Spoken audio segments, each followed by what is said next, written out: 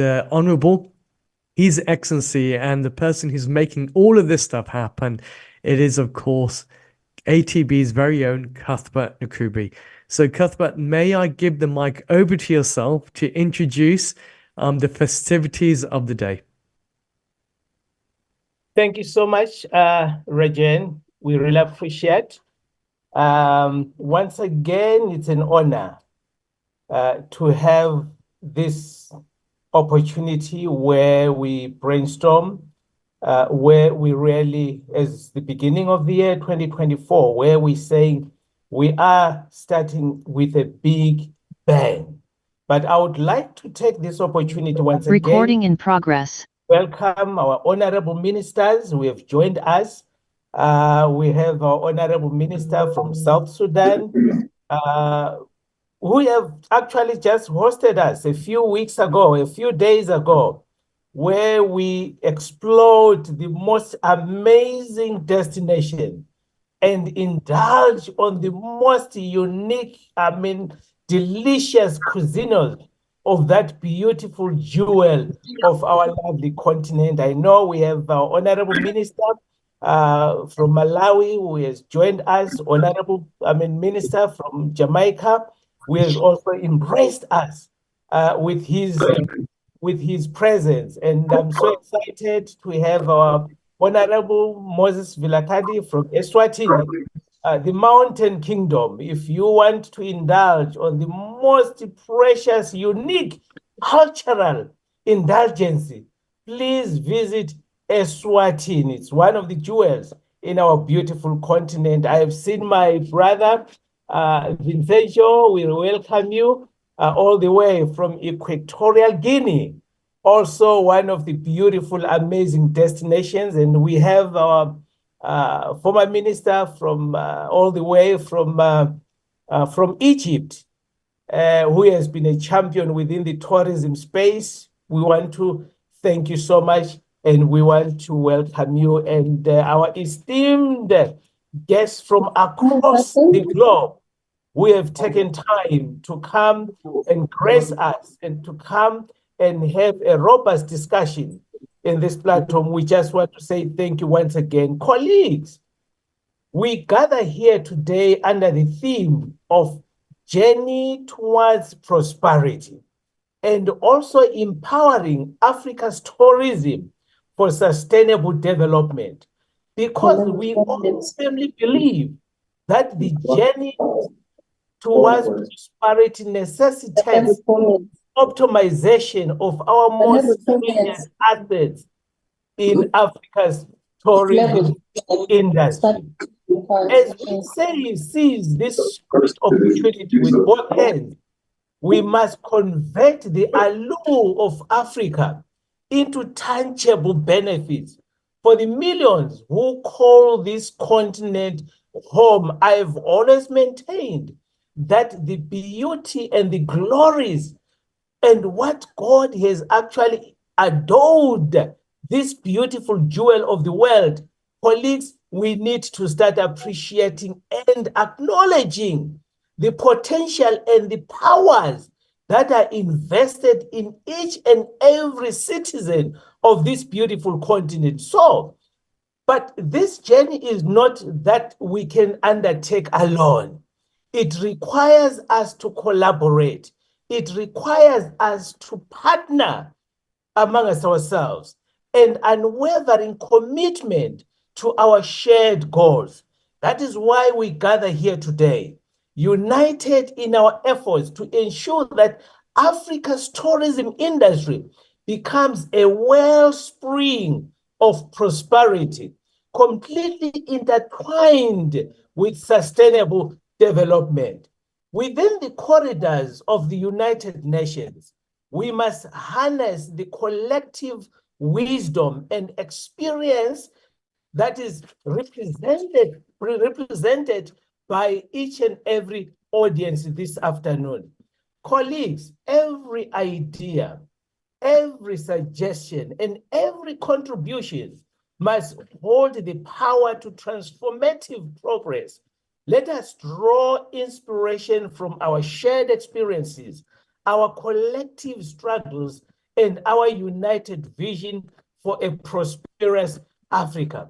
Together, we have the power to unlock the true potential that lies within our diverse and majestic continent. As I have indicated, that South Sudan, it's one of the jewels of this beautiful continent. So therefore, together we can build an Africa where tourism strives, where our communities flourish, and where sustainable development becomes a cornerstone of our core existence as Africans in Africa. Dear friends, tourism holds immense potential for this beautiful continent. As we engage, may this provide a unique conversation to collaborate, to share our ideas, and also seize this opportunity that will drive growth in this sector in positioning our destinations proudly, and a true reflective positive image of what Africa is all about. It's not what we hear from our media fraternity, but it is our experience. It is our it is our pride, it is our culture, and it is our richness in diverse natural beauty and cultural resources. As I've indicated, the Kingdom of Eswatini, that is so proudly indulged in our cultural heritage. That's what sets us apart as a continent. I want to welcome you all to this United Nations ECOSOC Partnership Forum Side event as we embark on our shared mission to empower Africa's tourism for sustainable development, and together we can make this journey towards prosperity and towards reality as Africans. We want to thank you so much as we are going to indulge. May these discussions really mold us. May these discussions open corridors in our member states, so that especially with the introduction of the intra-Africa trade, which has actually been initiated by our mother body, the African Union, let us seize this opportunity and let us take pride as a continent to build and cherish and make sure that as we are starting the journey of 2024, let us leave no stone unturned to remove all the predicaments, to remove all the hindrances that deter us to walk a further step towards our progressive objectives. Colleagues, I want to say thank you once again. Honorable ministers, I want to say thank you once again. It is our time. It is your time. It is time for us to join hands. It is time for us to move together. I thank you. Asante, Sante. Let's enjoy our discussions. Thank you. I can firmly say that was probably one of the most passionate speeches of the morning. So as you can all tell, if this is where we begin, imagine where we're going to end up. It is my privilege also then to be introducing the next speaker for today's prestigious event. It is none other than His Excellency Honorable Edmund Barnett, the Minister of Jamaica. An incidental thing, I actually did meet with your Prime Minister on my journeys in St. Lucia many years ago. So Minister, over to you. Thank you. Thank you so much. Distinguished brothers and sisters, especially, of course, our friend Canute and the African Tourist Board, how delighted we are from the beautiful Isle of Jamaica to greet all our brothers and sisters from Africa in particular, but certainly to associate ourselves with the tremendous activities of thought leadership that is being driven by the Africa Tourist Board. In my capacity, therefore, as Minister of Tourism for Jamaica and founder and co-chair of the Global Tourism Resilience and Crisis Management Center, it is my distinct pleasure to deliver this presentation on the theme, Journey Towards Prosperity, empowering Africa's tourism for sustainable development. I stand before you not only as a representative of a nation that has experienced firsthand the enormous transformative impact of tourism, but also as a leader in the global effort to enhance tourism resilience, especially among developing countries. Africa's tourism industry has witnessed tremendous growth over the past decades. The number of visitors to African destinations doubled from 6.7 million in 1990 to 33.8 million in 2012. The African continent is anticipated to experience even further growth in tourism in the coming years. The 2022 data reveal that despite facing various challenges, all but one of Africa's 54 countries recorded positive growth, indicating a positive trajectory for the region. The latest economic forecast from the IMF projects that the value of tourism in Africa will grow by 5.1% between 2023 and 2024, higher than the global average, which is 4%. The top 5 performing economies in the continent in the pre-COVID period, Rwanda, Cote d'Ivoire, Benin, Ethiopia, and Tanzania, are also projected to achieve an average growth rate exceeding 5.5% between 2023 and 24. Additionally, several other African countries are expected to experience robust growth during the same period. And of course, those can include the Democratic Republic of Congo, which has a 6.8% projection. Gambia, 6.4%. Mozambique, 6.5%. Niger, 9.6%. Senegal, 9.4%. And Togo, 6.3%. According to the IMF recent World Economic Outlook, 5 of the world's fastest growing economies in 2023 include Angola, Ethiopia, Nigeria, Kenya, and South Africa. Why have I mentioned all of this and mentioned these countries? Is to indicate, of course, the enormous potential for growth in tourism that exists within the African continent. So we are seeing positive trends also. There are some 1.4 million new jobs annually that are created by tourism. And the good GDP growth in the period, in the economies overall for the last 10 years have exceeded most of the other countries of the world. However, despite these positive trends, the full development impact of tourism remains unrealized, and significant challenges, I think, persist. So despite being the second most populous continent, our African brothers are attracting a mere 5% of the 1.1 billion global travelers, as we saw in 2029. So to provide context, here in the Caribbean, a sub-region with a population of 43 million, we received 2.8% of international tourism in the same year. In fact, nearly on par with the African share.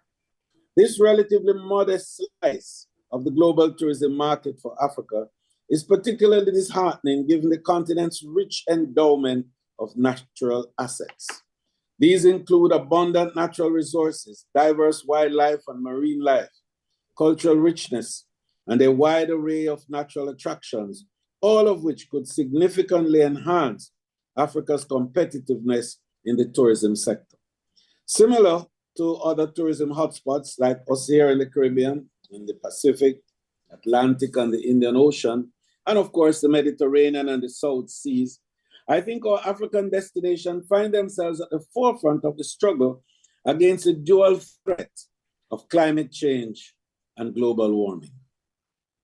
The phenomenon has produced a range of environmental consequences, such as prolonged droughts and heat waves, wildfires, rising sea levels, beach erosions, severe storms, floods, biodiversity loss, ocean acidification, and the destruction of crucial and critical, I think, marine ecosystems. Unfortunately, despite Africa's contributing a mere 2 to 3% of global emission, it stands as the most exposed and vulnerable region to the adverse effects of climate change.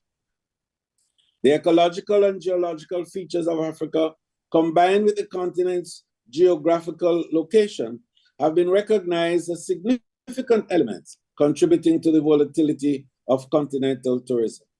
Indeed, the risks associated with climate change and global warming are likely to be more pronounced among African tourist destinations whose tourism products are predominantly nature-based.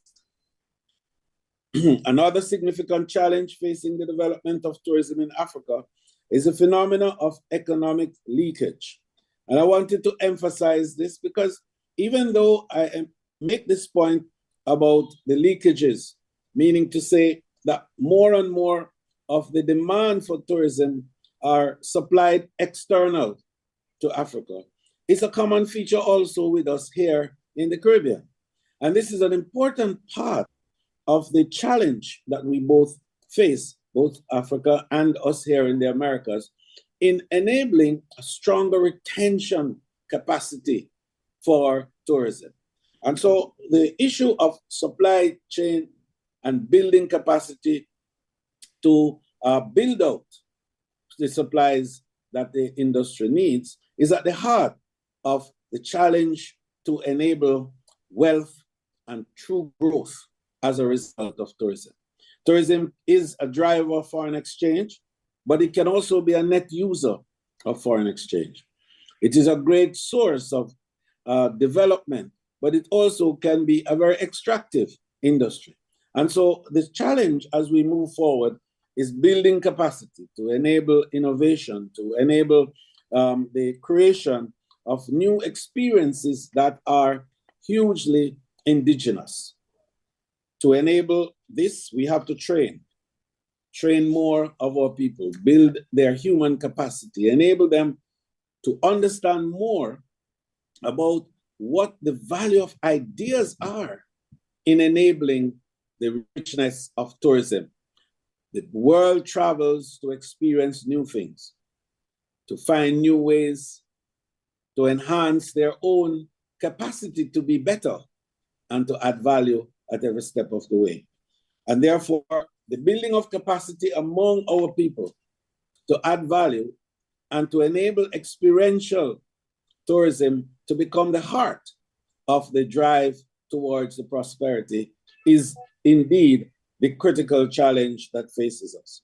So I would like to close by challenging our African brothers and sisters to make that quantum leap. To begin essentially by doing one thing: training, training, training, building the capacity of our human capital, which is our strongest asset, to offer more, to be able to innovate, to be able to create new products, and to be always at the cutting edge of the new experiences that people seek. Africa has great, tremendous potential. Let us build and make our continent the strongest and most effective area for human habitation, and so invite the world not only to come and to see and to enjoy, but to also appreciate that Africa is the new frontier for global development. Thank you. Thank you very much there, Minister. I think there's something that really stands true there is the fact that opposites can be true. The fact that we are developing as nations and we are investing into infrastructure, but at the same time, we also have to be cognizant about what those challenges may become around the corner.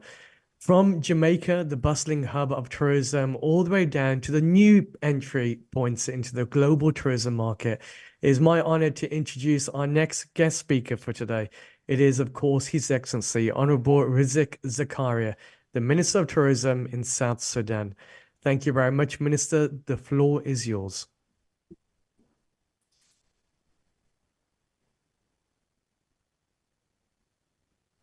Thank you very much for allowing me to shed light on our fair contribution for this so essential and vital forum. In fact, it's my pleasure and it's ultimate honor to be part and parcel of these historical events. And at the beginning, let me acknowledge Excellency, the Executive Chair of the African Tourism Board, Honorable Sitting Ministers of Tourism across the country, Honorable former Ministers of Tourism who are a real resource for the continent about the tourism apparatus and our tourism aspects. Gentle ladies and gentlemen, good evening from the Republic of South Sudan. Thank you very much for hosting us and providing us this very magnificent platform so that to shed light on the areas which have been designated for us. In particular, the journey towards prosperity, empowering Africa's tourism for sustainable development. I have the great honor to make a brief to highlight on our presentations, even though the presentation is a bit faster than designated time, but I will just highlight. Let me start with the African continent is richly endowed with an untapped quality of cultural diversity for over 2,000 original ethnicities, vast wilderness, massive wetlands, unique fauna and flora, beautiful sceneries with untapped resources beneath and top of the soil. Based on these brief introductory aspects, we have actually classified African tourism into 5 thematic areas. First, which is across the board, it's about the cultural tourism. As long as we are by very diverse cultural aspects, with more than 2,000, then cultural tourism will be the lead of the day. The continent enjoys diverse and rich cultures, deep-rooted into the origin of mankind, and remains solid, connected with ancestral values. Let us go to the second thematic area, which is the natural tourism in Africa, which is mostly enjoyed by every and each country within the continent, that includes that very beautiful climatic regions. It starts from massive rainfall to the Great Desert. Then other details are there. Escaping to go to the third thematic area, which is the historical sites. And African historical sites, the continent has witnessed multiple interactions along its evolutions, some of which were positively blessed by our ancestors, but mostly driven through the hard-won struggle for survivals against the subversive foreign elements, aiming to root the happiness of the continent. To mention a few of the historical sites, they are listed there. I think you can pass over it later. We go to the fourth thematic area, which is the wildlife and tourism, the wildlife conservation aspect in the continent. And by the way, let us be proud of this, the only global remaining massive protected areas, such as parks and game reserves, that remain mostly in Africa, by the way. We should be proud of this point. The second aspect in Africa, we have the massive, diverse, unique fauna and flora. All the big fives, all the different species, the different birds are available here in this country. The third aspect is about the 2 great largest mammal migrations are found here in the continent, by the way. The 2 great mammal migrations are found in South Sudan and in Kenya and Tanzania. They are so massive, they are over millions, by the way. Let us go to the 5th thematic area, which is the urban tourism sector. The urban tourism sector globally is across the board. Europe, Asia, it's found there. But Africa is seriously emerging as one of the great forces in this urban tourism, because we are starting from where the rest of us have reached. Advantages of tourism for Africa. Actually, tourism have led multiple advantages, and my colleague from Jamaica have just presented a couple of it. I'm not going to redo it, but I will leave it as long as it's there. You pick up from the document which is there. Let me just go direct to the challenges and our take on those challenges. Actually, we have summarized and sorted the African challenges into 4 basic areas. The first aspect, which is the funding. That is, by the way, the challenge across the board. The funding for the African tourism which is not only for tourism. Let me talk in general. Funding is started as the source for our vulnerability. Foreign capitals and international fundings have proven to be liable in most of the cases due to the unfair terms, which have led to many precious collaterals running. As everybody knows here in this country, many of our countries entered into this global funding, overseas funding, but at the end of it, failed to meet the requirements. Then our collaterals will be surrendered. Some of our airports, some of our key aspects. Second to this, mobilization of we have to mobilize our diasporas. Mobilization of the diasporas for the investment back home. We have to mobilize them. And I love the way how our big brother, who is spoken from Jamaica, we love that approach. We need new people. We need all the Africans, who are in the diasporas, to look backward to our home. The same aspects about the African tycoons. Here we have so many tycoons here in the country. We have so many people with business, people with good capitals. But unfortunately, let me say 40% only are investing back home. Most of them are investing outside. We need them to look back home because Africa, is coming to be the next superpower globally. And the second aspect of our challenges, that is the negative advisory. The negative advisory. You see, the image of the continent has been tarnished. Africa is being portrayed as the land of insecurity, the land of incest, the land of corruption, the land of instability. You see, that's why despite all the resources that we have, but yet we are not receiving tourists in that big form. See, that is the second aspect. Then I think for us, the reason for the negative advisory tarnishing the continent's image because poor African media linkages, due to the fact that our stories are mostly told historically by foreign media. Foreign media are the one talking about African tourism, are talking about African different things. You see, that is the second aspect. We have to address it. We have to wait a better address aspect in order to improve on our image. The second point that we have to mount a podiums to tell the corrective narratives. We have to learn from other countries like the Qataris. The Qataris have managed to develop Al Jazeera, and as you can see now, Al Jazeera, what are they doing? We Africans, we should own such experience for ourselves. We have to develop a very powerful story to try to address our cases. Number three, we have the issues of promotion and marketing. Most of opportunities and business remains valuable. We have the opportunities, we have the resources, we have the strength, but then they remain valuable. We should wait aggressive media outreach using most African countries for collaboration with genuinely fair partners. We have some partners in Europe, we have some partners in Asia, we have partners overseas. We have to collaborate with them so that we work out the efficient product of Africa. Fourthly, we have the technical know-how. As was just being said by the colleague who have just spoken. But the technical know-how stands one of our challenges. Then I think should be a continental shared values. Here in Africa, we have everything. Let me narrate these examples. The Egyptians are giants in managing heritage and historical sites. Why don't the Egyptians extend their vast experiences with the rest of us? Why don't the Egyptians share the way how they are managing the pyramids with the rest of the African countries? Because we have historical sites, we have very powerful heritage. That is one aspect. The other countries are lacking the technical know-how in this aspect.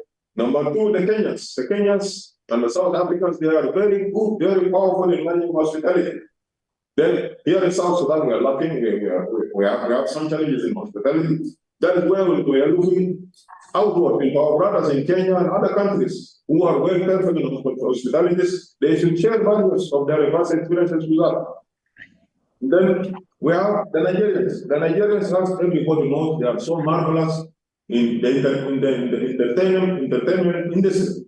They are so perfect in the entertainment industry. Why don't we share values with them? The rest of us should benefit from the Nigerians. And also the South Africans, they are very perfect in domesticating the wildlife. I visited some of the South African cities.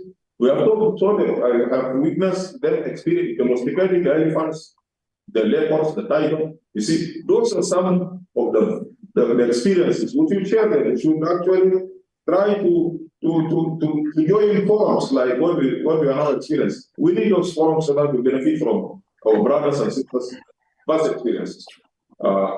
We have two other challenges, which is very critical, by the way. We have to take care of those challenges, and luckily enough, I'm here sharing this platform with many of my colleagues, which is the fifth challenge.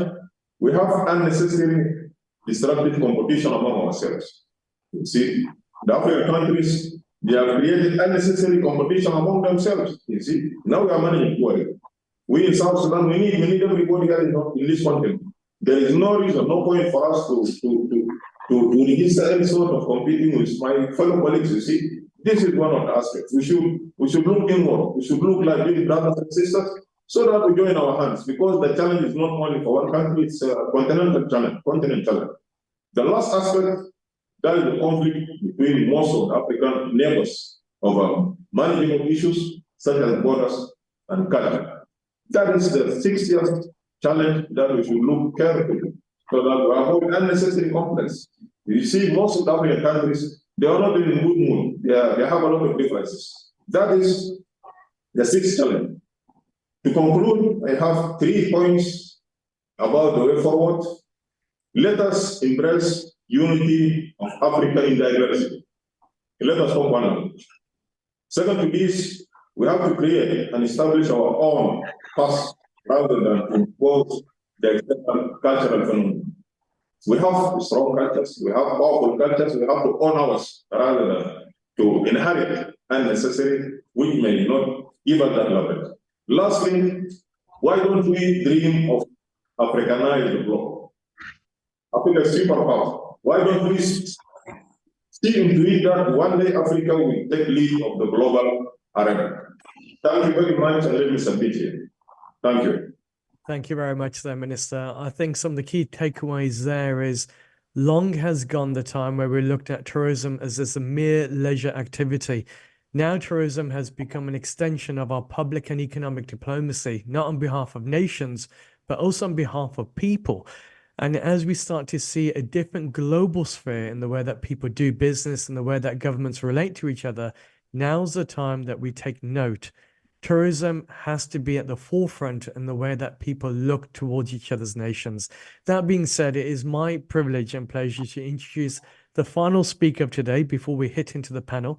And it is, of course, all the way from Malawi. It is Her Excellency Vera Kamuluku, who is a dear friend and is probably one of the leading ministers within the region who has come up with some very innovative ideas to make a difference, not only for Malawi, but also for Greater Africa. So without further ado, let me give the floor over to Vera. Over to you, Vera.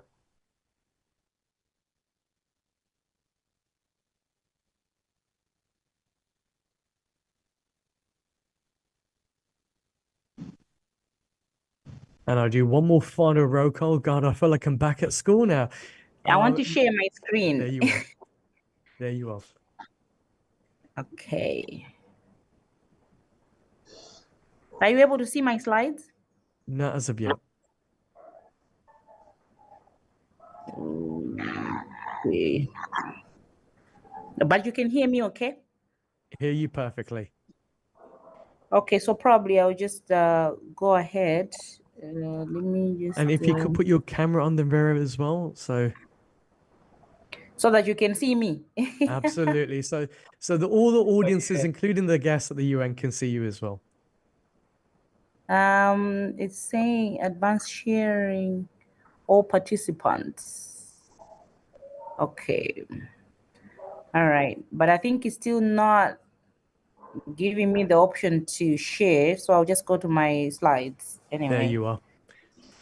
Hi everyone, it's a great pleasure that I can make this presentation today, and I'll make this presentation available because I did prepare a few slides for our, so that we can dig into unveiling the African tourism treasury for economic development. So I want you to know, Mr. Chairperson, that as I'm speaking on behalf of the entire African continent and not just Malawi. And so I think the issues that we are going to talk about would be, why are we talking tourism, economic characteristics of tourism in Africa, the rich diversity of African tourism product lines, policy recommendations, and of course, then I'll give room for questions.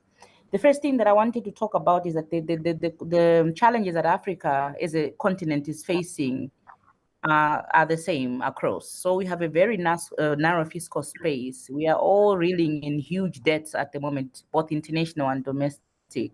And then we usually don't have foreign exchange. We have foreign exchange shortages, and we are facing a high unemployment levels, especially among young people. And so what we need to do now to address these challenges, two of them would be to improve on our import substitutions, but also to increase exports. And this is where exactly tourism is coming into this, where we are saying we are already naturally endowed. This is the something that we already have. How do we leverage on tourism to get to sort out these problems that I've just articulated? Now, there's a very, very interesting slide here that I would have loved for you guys to see, which is talking about the economic characteristics of tourism in Africa. That is showing that between 2019 and 2023, so you know that 2019 was pre-COVID era. So we had a lot of leisure spending in 2019, about 70.2%. But in 2023, that has escalated a little bit by 2.4%. Now we're at 72.4% as at 2023. But also another interesting statistic for me was the domestic spending that is now standing at 62.1%. Against 57% from 2019. And that international spending was in 2019 was at 43%, and now by 2023 it was at 37.9%. And that the contribution to the GDP from tourism in 2019 was at 7%, but now as at 2023 is 6.2%. That means we can still do more. And employment contribution was at 5.6% in 2019 and 4.9% now as at 2023. What this shows us is that we need to do more as African states on domestic tourism, where we can enhance domestic tourism. Because if you have noted, we were at 57% in 2019, and now we're at 62%, meaning that we can do more, and that a lot of people are spending so much on leisure tourism than business spending or international spending. So meaning that we also need to enhance our leisure product offerings. Now, if you also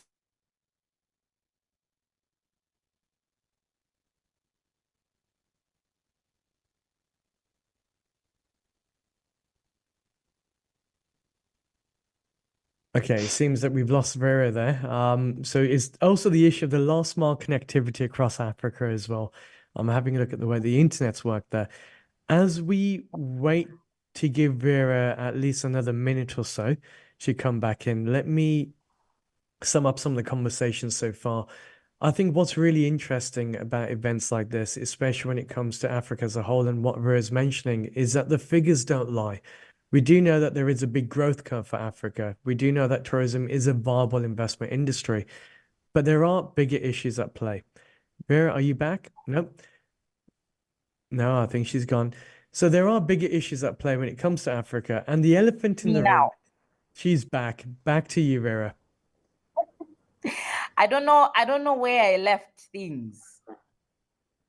You are on the area of growth, and you're going through the figures to say it shows that there's actual opportunity for growth within Africa, and the figures state that as well. Okay.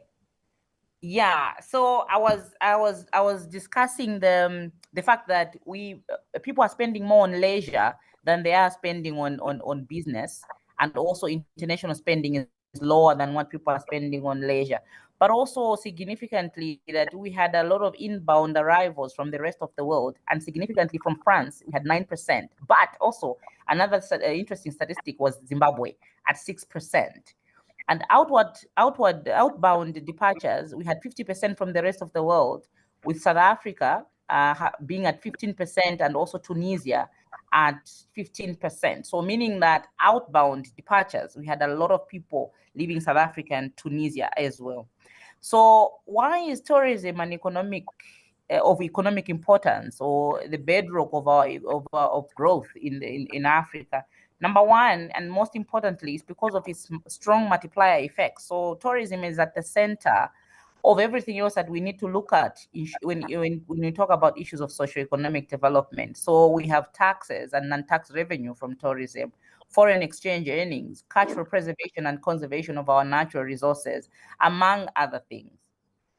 And also that from the time that somebody plans their holiday, so they are working with travel agents, to the time that they actually now arrive in a country of choice, there's a lot of issues a lot of cross-cutting sectors that are being involved there.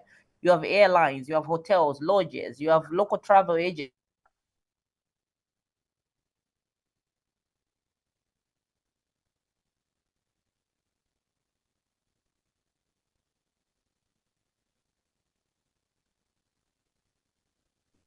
Out of courtesy, we'll give it in 10 more seconds.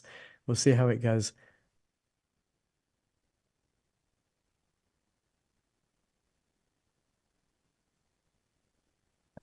I think it's safe to say that we'll have to call that one there. Okay, so we've covered a lot. I know Vera's going to try and come back on as well. I guess the bottom line is what she's saying is that the elephant in the room is this. We know that the opportunities are available in Africa. Why are things not moving? Time and time again, we've constantly heard ministers come up on pedestals saying, now's the time for change. Now's the time that we're going to get on our feet. And all we'll of them being collectively come back impacted together. because Vera, somebody or into you're another back place. on. If you're talking about domestic tourism in Africa, tourism has been widely offering is being developing our products, but also doing a lot of collaboration. So we also need to look at tourism. Okay, I think Vera's part is that session's done. Vera, are you back there? But these are the last slides. So Okay. I was saying that we need to look at tourism beyond the natural endowment, because there are several other aspects of tourism. We have tourism, we have culinary tourism, we have nature, we have sports tourism, religious tourism, health tourism, all of which we need to develop as we are doing our product development within our countries. And also that our policy needs to reflect the position that we have put we have placed on tourism. So we need to ensure that because tourism is multifaceted, so we need to ensure that we have a collective approach towards regional destination marketing. So countries need to work together.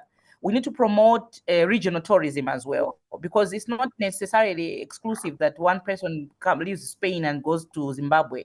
They can also go to Mozambique. They can also go to Tanzania. They can also come to Malawi. So the policies that we have as well, and even our operators within the sector also need to ensure that they are working collaboratively. Mr. Chairperson, I think I would have that as my submissions for now, and I do submit. I'm so sorry about my connectivity.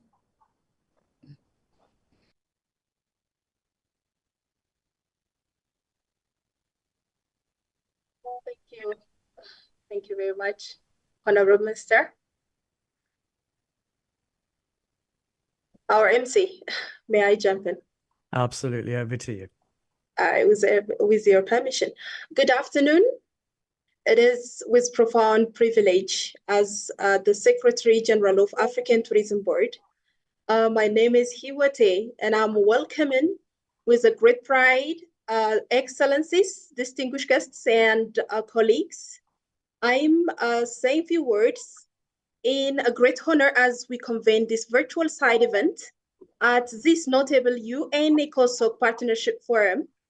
It's an exposure for our collective commitment to shaping a strong and sustainable future for tourism in Africa. So as we deliberate, let us begin and be guided by the spirit of partnership, innovative, and shared responsibility.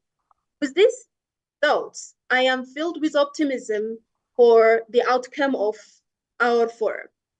It is now my privilege to bring back the medium for the proceedings of our panel discussion, our esteemed Master of Ceremony, Mr. Rajan Nazran, to say a few words about himself. He is a multi-awarded winning journalist and explorer, having covered over 70 countries around the globe. His work has featured in a major media houses, including Time, the Indian Express, and CNN.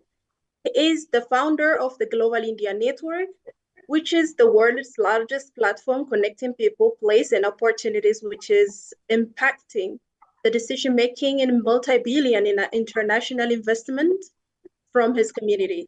He's also the international chairman of the Ugumba Leadership Center, in which they have supported over 20,000 individuals across Nigeria. Our dear MC, Mr. Rajan Nazran, welcome to the board. Thank you very much for that. So now it's actually in my quarters that I get to do the things that I find fun. So without further ado, I'm going to introduce you to the panel that we have on. But before I do, let me run you through the question that has been thrown upon our shoulders. So part of this journey towards prosperity and empowering Africa's tourism for sustainable development, I have been tasked the mammoth object of saying delve into the crucial intersection between sustainable tourism, poverty eradication, and addressing multiple crises in Africa, whilst reinforcing the UN's 2030 agenda. If I never took a PhD, I certainly did in the last month trying to prepare this panel discussion.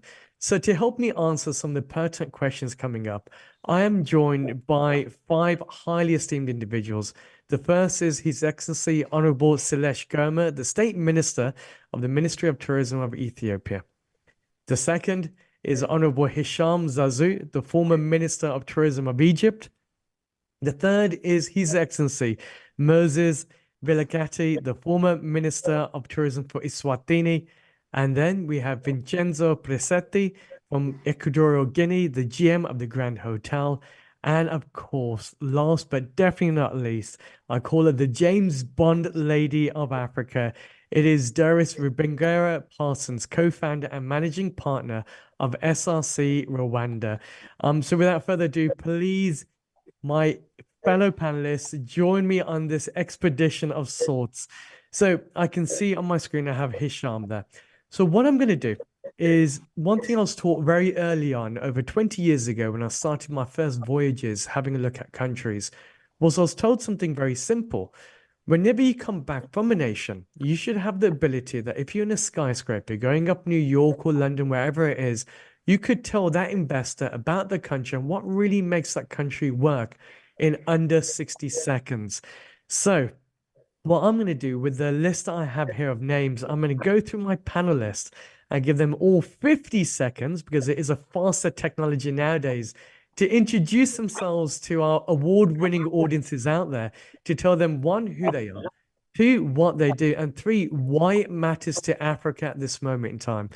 So I know that I've had many conversations with this gentleman recently, so I'm going to first kick off with His Excellency Hisham Zazu. Hisham, you've got 50 seconds starting from now to introduce yourself to the audience, tell them a bit about who you are, what you do, and why it matters to Africa at this very important time. The floor is yours. Thank you very much, Rajan, for this opportunity. And shortly, I've been in that business for more than 40 years. I started in the private sector. Actually, I started in Egypt, then moved to the United States as a tour operator with an American friend of mine. Then I went back.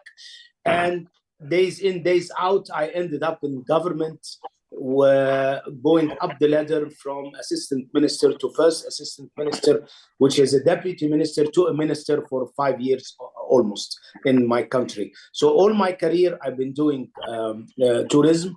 I've been involved in that beautiful industry. So that's me. I can say for 40 years, Hisham, you've obviously been drinking the oil of Yule to keep yourself youthful and young. Okay, so on my second contestant that's going to be on our panel, I'm going to move over to His Excellency, my dear friend, Moses Mswatini. Your 50-second elevator pitch starts here. Good afternoon from Swatini, from the Kingdom of Swatini. My name is Moses Vilagati. I'm a former Minister of Tourism and Environmental Affairs. But before that, I was Minister of Agriculture. And I was also involved in parastatal, leading a major parastatal which develops farmers using water as a catalyst. I'm passionate about tourism. Thank you. This is getting quicker and quicker. For former ministers, you speak very quickly. Obviously, election period is no longer there, is it? It's working well. Okay, so my third guest that will be coming on will be Silesh, the Minister for Ethiopia. Silesh, over to you. You're in the 50-second elevator pitch going up there in London or in New York. Introduce yourself to the audiences, please. Minister Silesh, are you there? Whilst we wait for Minister Silesh to come in, let me move it over to my dear friend Vincenzo, sitting all the way in his hotel there, almost looking very James Bond-like. Vincenzo, I know we've had many conversations in recent past. Why don't you introduce yourself to the audience and give that 50-second elevator pitch? So thank you very much for being with you. Just greeting all the people that are participating to this panel. Excellency and important people that have been working in this business since a long time.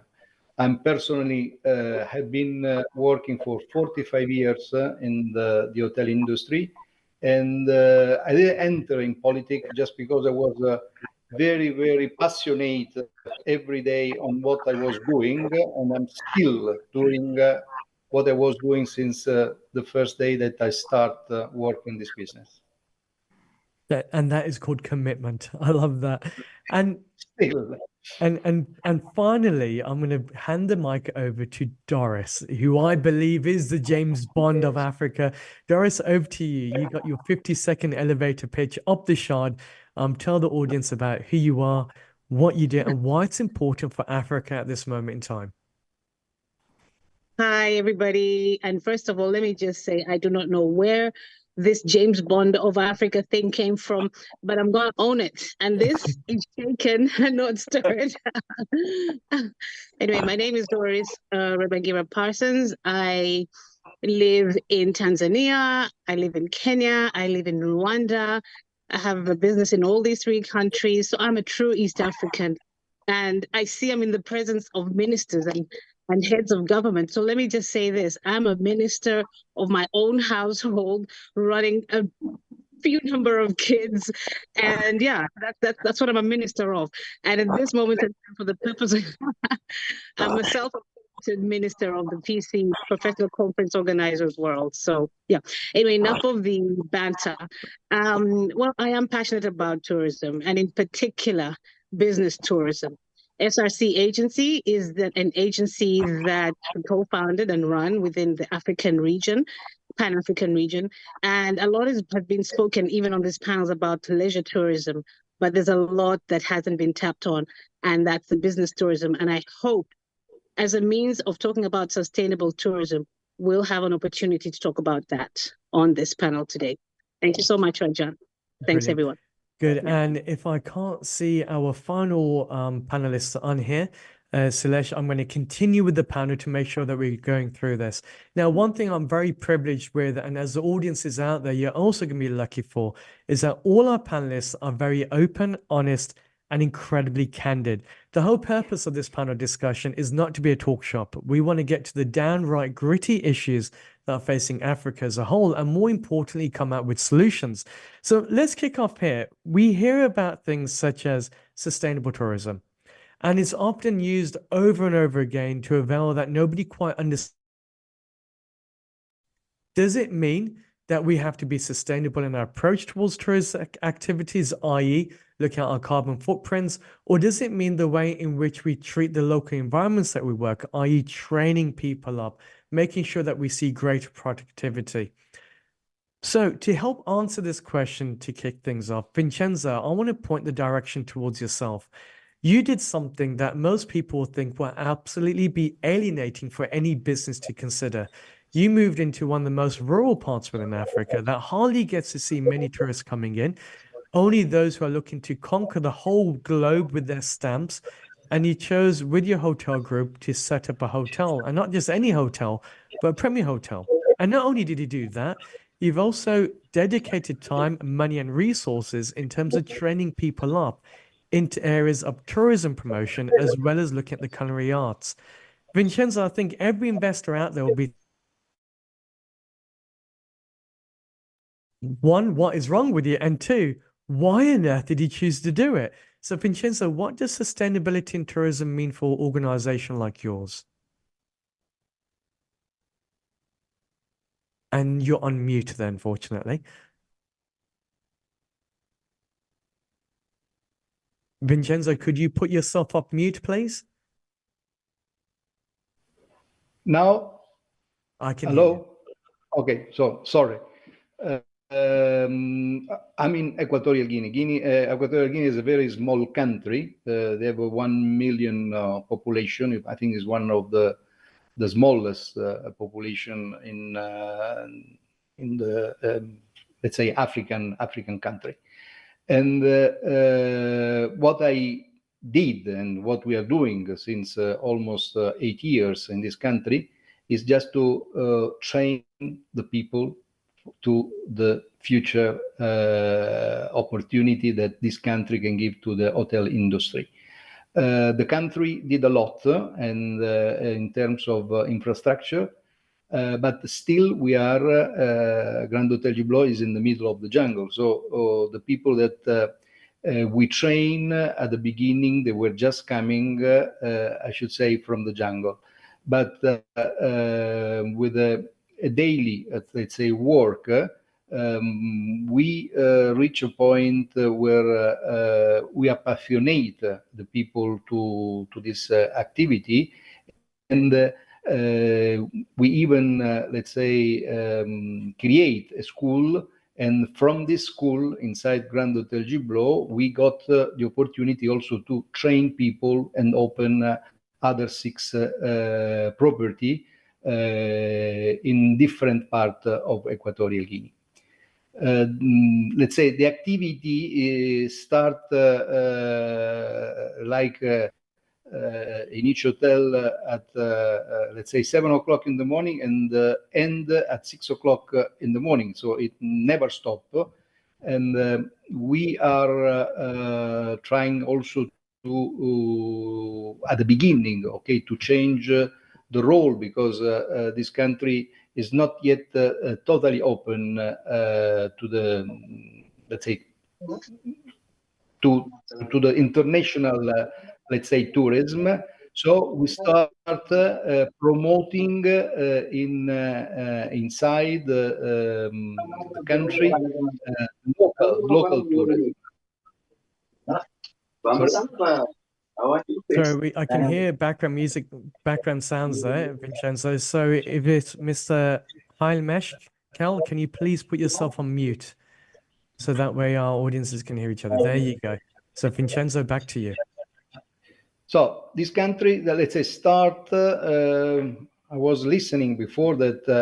Let's say the statistics say that most of the people in Africa, let's say the country that they are working on tourism, they are receiving people from outside than local people.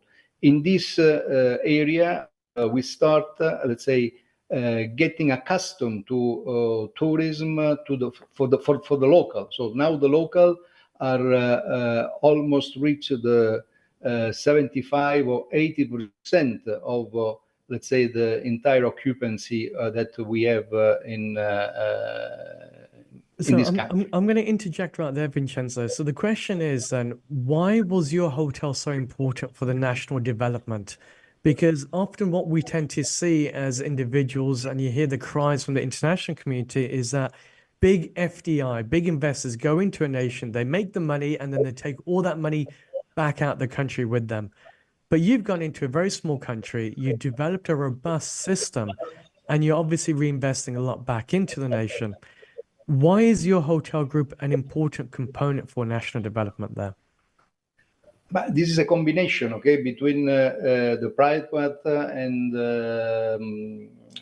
let's say and the government, because I mean the government, it's the hotel belongs to the government, and what we are doing management inside.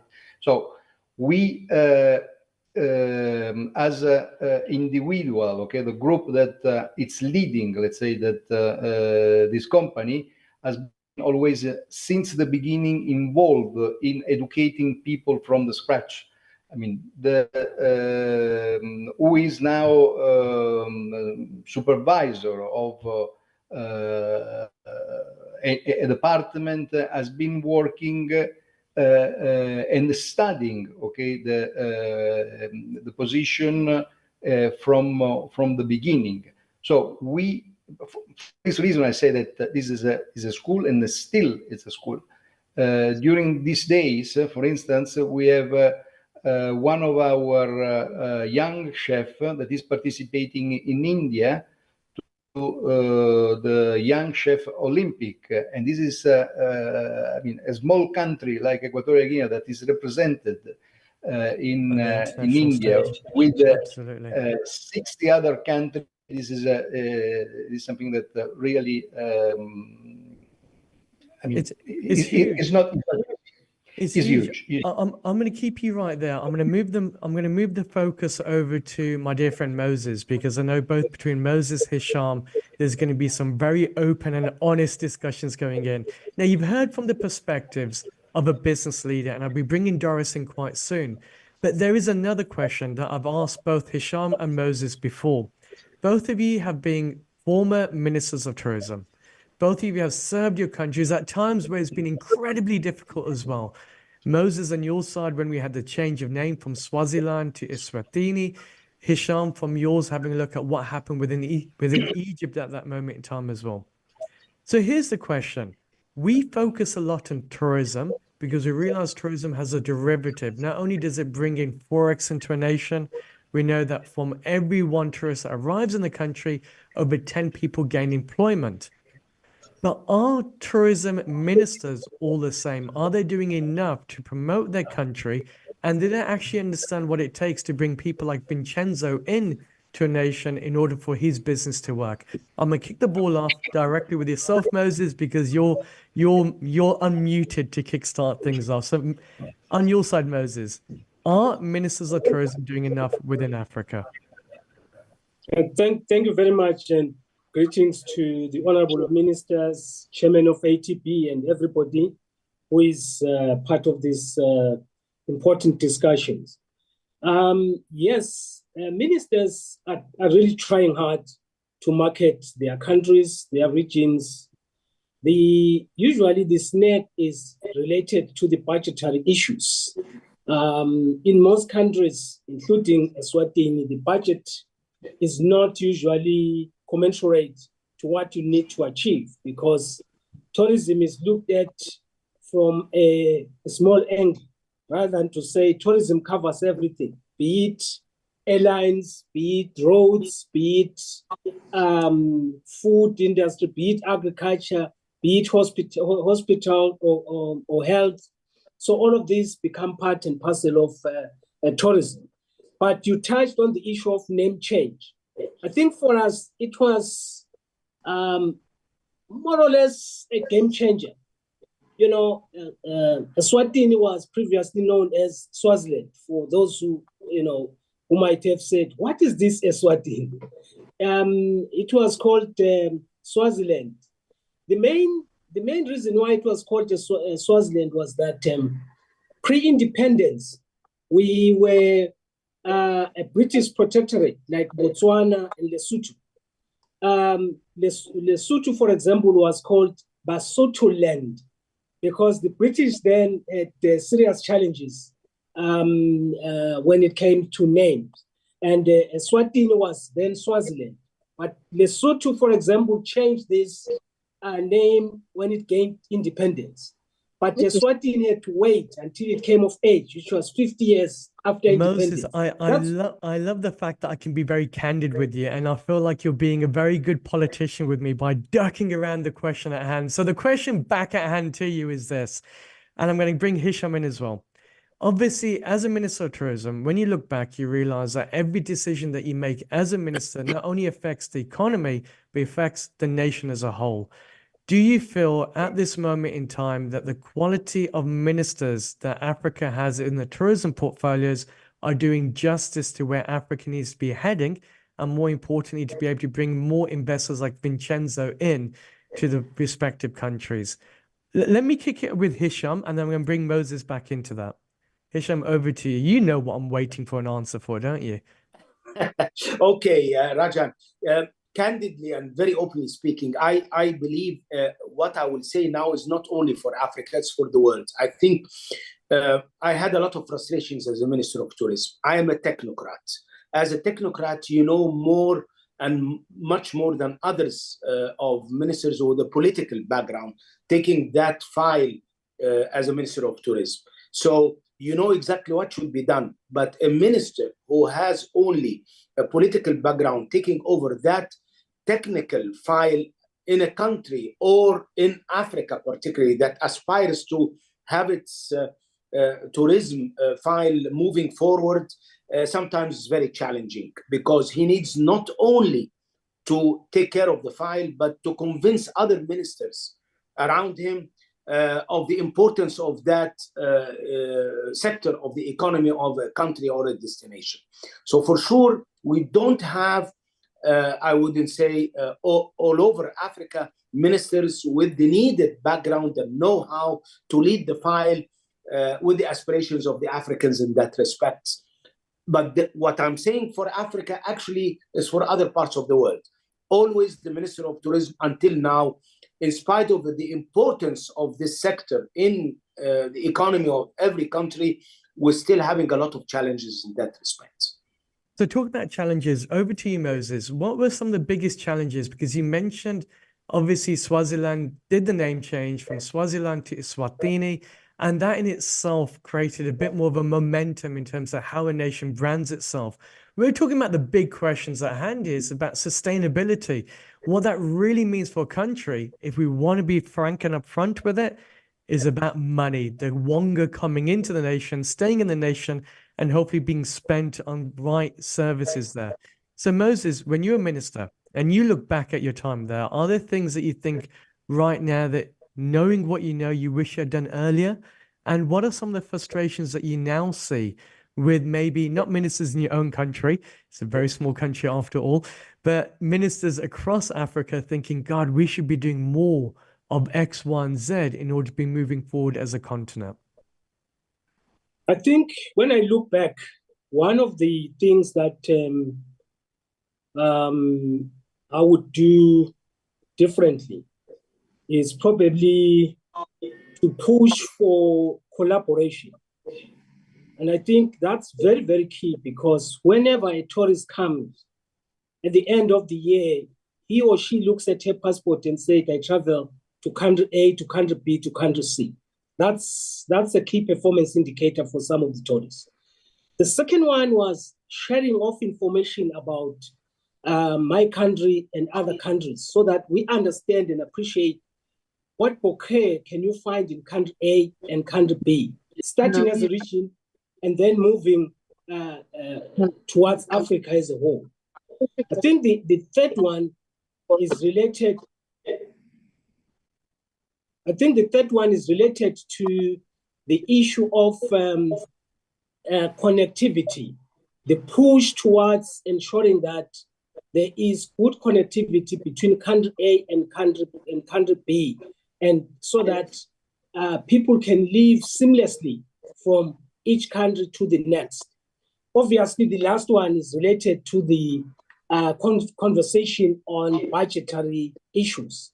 But in all due respect, though, Moses, I'm going to pull you up on that side. We have heard from since time immemorial, right the way across Africa, as well as even in the Caribbean. I think the Honorable Minister earlier will also agree. Everyone has been speaking about the need to be more connected. But this is a word that seems to be going through from political administration to political administration, and no one yet has been able to crack the code. What has gone wrong then? Why are we not having a better connected Africa? Is it a lack of will, or is it a lack of know-how? And that's an open question for all four other participants here. But I'll start with yourself, Moses. Is it a lack of will, lack of know-how to get better connectivity? Because it's not just the finances, is it? I think it starts with the financing, right? Because the issue of connectivity, it's from a number of aspects. One, it could be in terms of the airlines. Two, could be on the internet itself, like what affected my sister in Malawi.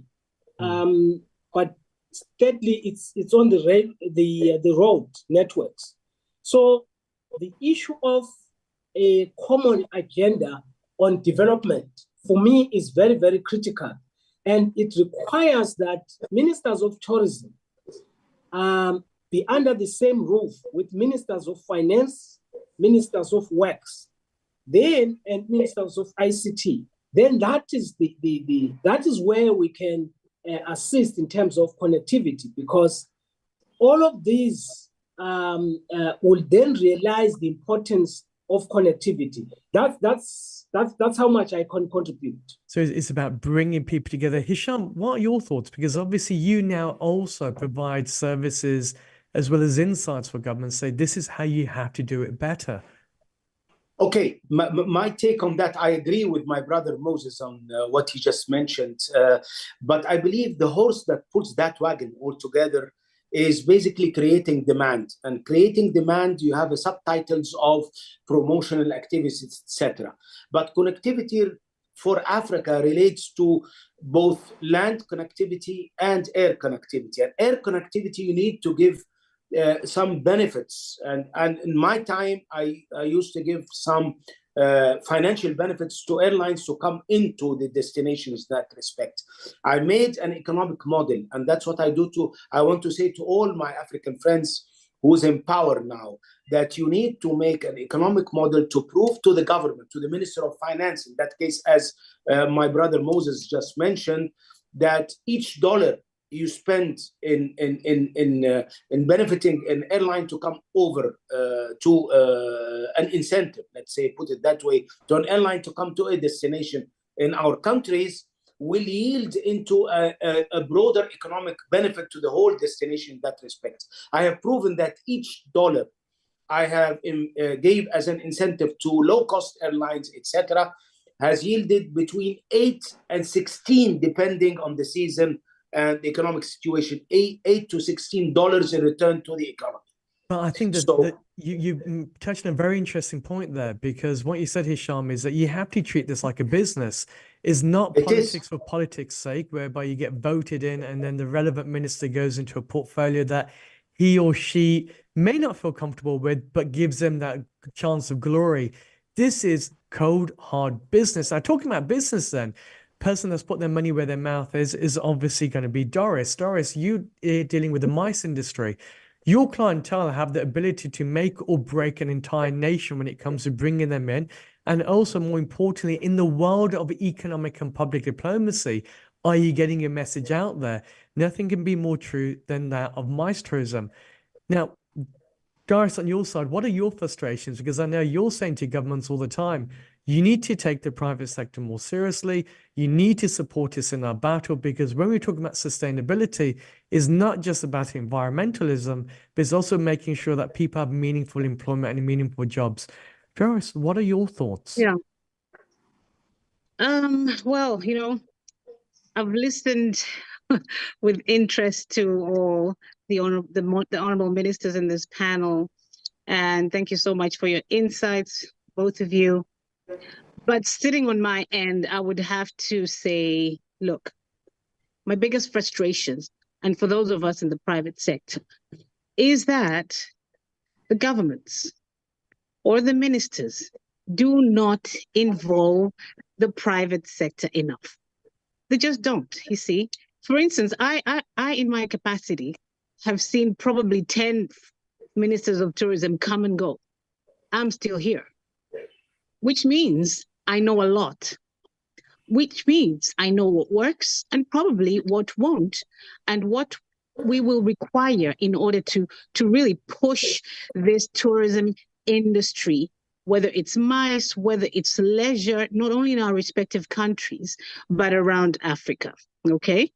A minister is like, I would say, what should I say? A minister is like, I don't know, in a football team, I don't play football, but a manager of a football team. Without an entire football team of players, what's going to happen to that team? Nothing. They won't win a single match. They will be completely, it will be nothing, non-existent. Now, what is a minister without the stakeholders? And by this, I mean all the tour operators, I mean all the professional conference organizers that are out there, I mean all the ones, the DMCs, and all the players that actually deliver the tourism package out to those tourists that the ministers are trying to attract into the country. But do they pay attention to these stakeholders? Absolutely, categorically, no. I can say that. Ask any minister if they know that I exist. They'll probably say, no, they don't, because they talk very high level. I'm sorry, ministers, but this is what happens. It's such a high level kind of conversation that doesn't trickle down to the grassroots, to those who are going to implement. This is what you're trying to do. It doesn't make any sense. It really doesn't.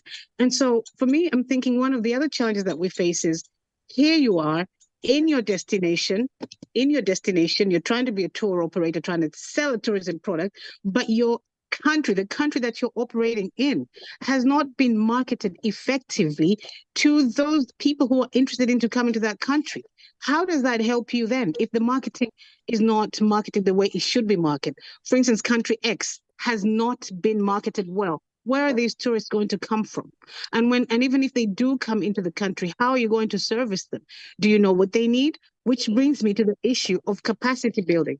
Africa is still lagging so far behind in the capacity building spectrum. It is shocking. So even if a tourism, whether in leisure or in business tourism, does come into the country, chances of them returning are nil, because what we are going to give back to them is probably way below standard and way below expectations. I'm going to hold you right there, Doris, because I can feel the frustrations mounting, and I'm sitting in London. Hisham's all the way in Egypt and Swati.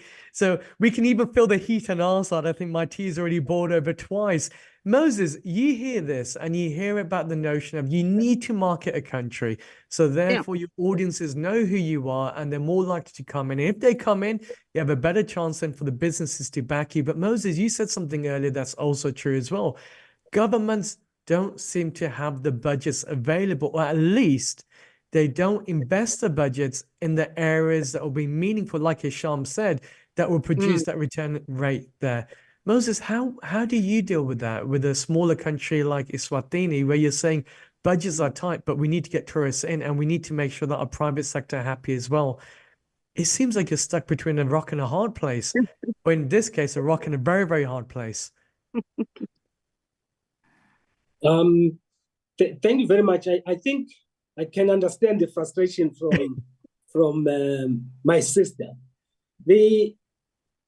From a government perspective, government usually has priorities, which is usually education, health, and maybe agriculture, etc. Then there's the others, which is the ladies and gentlemen, if you will. Is that the getting back into elections? Absolutely. Yeah. So yours, I think I like the issue of coming up with a business model which says for every dollar that is invested in tourism, it brings X. I think for me, that take home, it's very important, because when it comes to budgets, we're all competing for the same cake, and you want that small pie, small pie, small pie. But if there's a realization that it is going to generate high GDP, improved economic, whatever, reduced hunger, that for me it's a plus. So that, I think, is what we can take. But let's realize that a tourist does not just come to a single country. If he's going to Malawi, for example, would really love to see Zimbabwe, would really love to see Mozambique, or if he's in Eswatini, would like to see South Africa. So I think that is where the issue of collaboration comes in. Then that's where we can also tap into the private sector, because the other countries might have private sector that would be having an interest. But it obviously starts domestically, because if we don't do much domestically, then it becomes difficult for the external partner to actually come on board. I'm going to hold you right there, Moses, because I can see Doris is shaking her head vehemently against that, saying that these accusations will not fly here. But before I get her back in, I'm going to send it over to Vincenzo, because Vincenzo, your group has put your money where your mouth is. You've gone into a country, one of the smallest countries in Africa, And I know from personal experience, having dealt with clientele, including governments as well as private sector, there's always a challenge, especially when it comes to hotels, saying we need support from our ministers of tourism to help propel the nation on a larger level, to promote itself. Because the reality is, long gone have the days where people say we are the world's best kept secret. If you're the world's best kept secret in 2024, I think it's all for the wrong reasons. So, Vincenzo, for you, what are some of your biggest challenges? And do you feel that governments are listening enough to private sector players like yourself? But for the future of Equatorial Guinea, of course, the government has still to invest a lot in advertisement, still in marketing, because the country is almost unknown, and there is a plan, okay, that as the minister before say that it's always linked, okay, with other ministry, and in this case the Minister of Treasury that has to approve and help okay, the country in spending in the right way, of course, this money for attract people from outside, to attract international tourism. I want to go back to the past Minister of Tourism in Egypt. I had one of my longest experience in the Red Sea, and from 1993 until 2005, as with an Italian, let's say, company, I was managing director, we promote as much as we could the Sharm el-Sheikh destination. It was, and we had at that time a big support from the government. We were working as a tour operator and hotel managers, and I remember that when we agree, okay, with the government that in terms of charter flight, if the charter, okay, was not going to be fulfilled, full, okay, the government was reimbursing part of the money to the tour operator. This is all the promotion that are really should be in place for any country that need to receive people from outside. Then, in terms of let's say linking all the different 52 or 53 countries of Africa, it would be something unbelievable. Okay, we are able to go to the moon, okay, but we are not able to link with the road or with the railway, okay, all the different countries of Africa.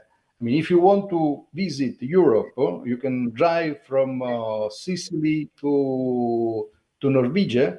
If you want to visit United States of America, I mean, you can go coast to coast. Africa is still difficult.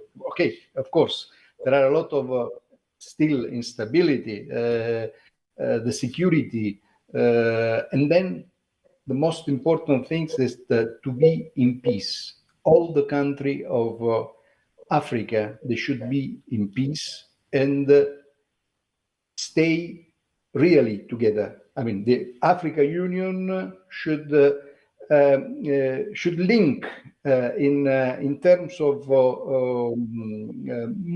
that everyone can move from one state to the other. I'm going to hold you right there, Vincenzo, because now it enters into the second part of the conversation, which is talking about looking at things such as the crisis that has taken place. We have now seen right the way across the globe elements such as COVID and the impact that that had on tourism industries. We have seen obviously now the rise of instability, or the perception of instability in countries around the globe. I know that earlier on we had a great speaker, the Minister of Sudan. Sudan, again, a new entry point within the global market space, but somewhere that doesn't naturally come to the mindset for many industries out there or many visitors as a country that they want to go into. Perception seems to be the new reality of the day in which we live.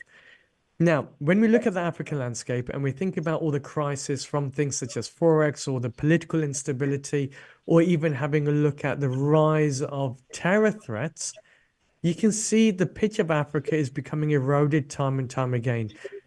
How do you start to look to fix these issues?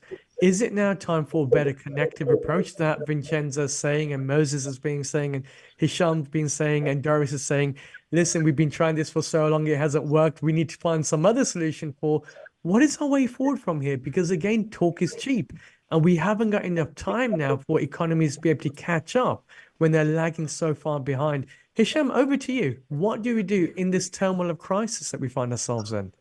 Okay, thank you, Rajan. But I would like just quickly to go back to Doris and say, you have said it, Doris, and I believe in Egypt, as Vincenzo mentioned, we realized that tourism is basically a private sector industry in the first place. And 95% of the business is run in Egypt by the private sector in that sense. And the government, represented by the Ministry of Tourism, is working as a catalyst, as a regulator, not more.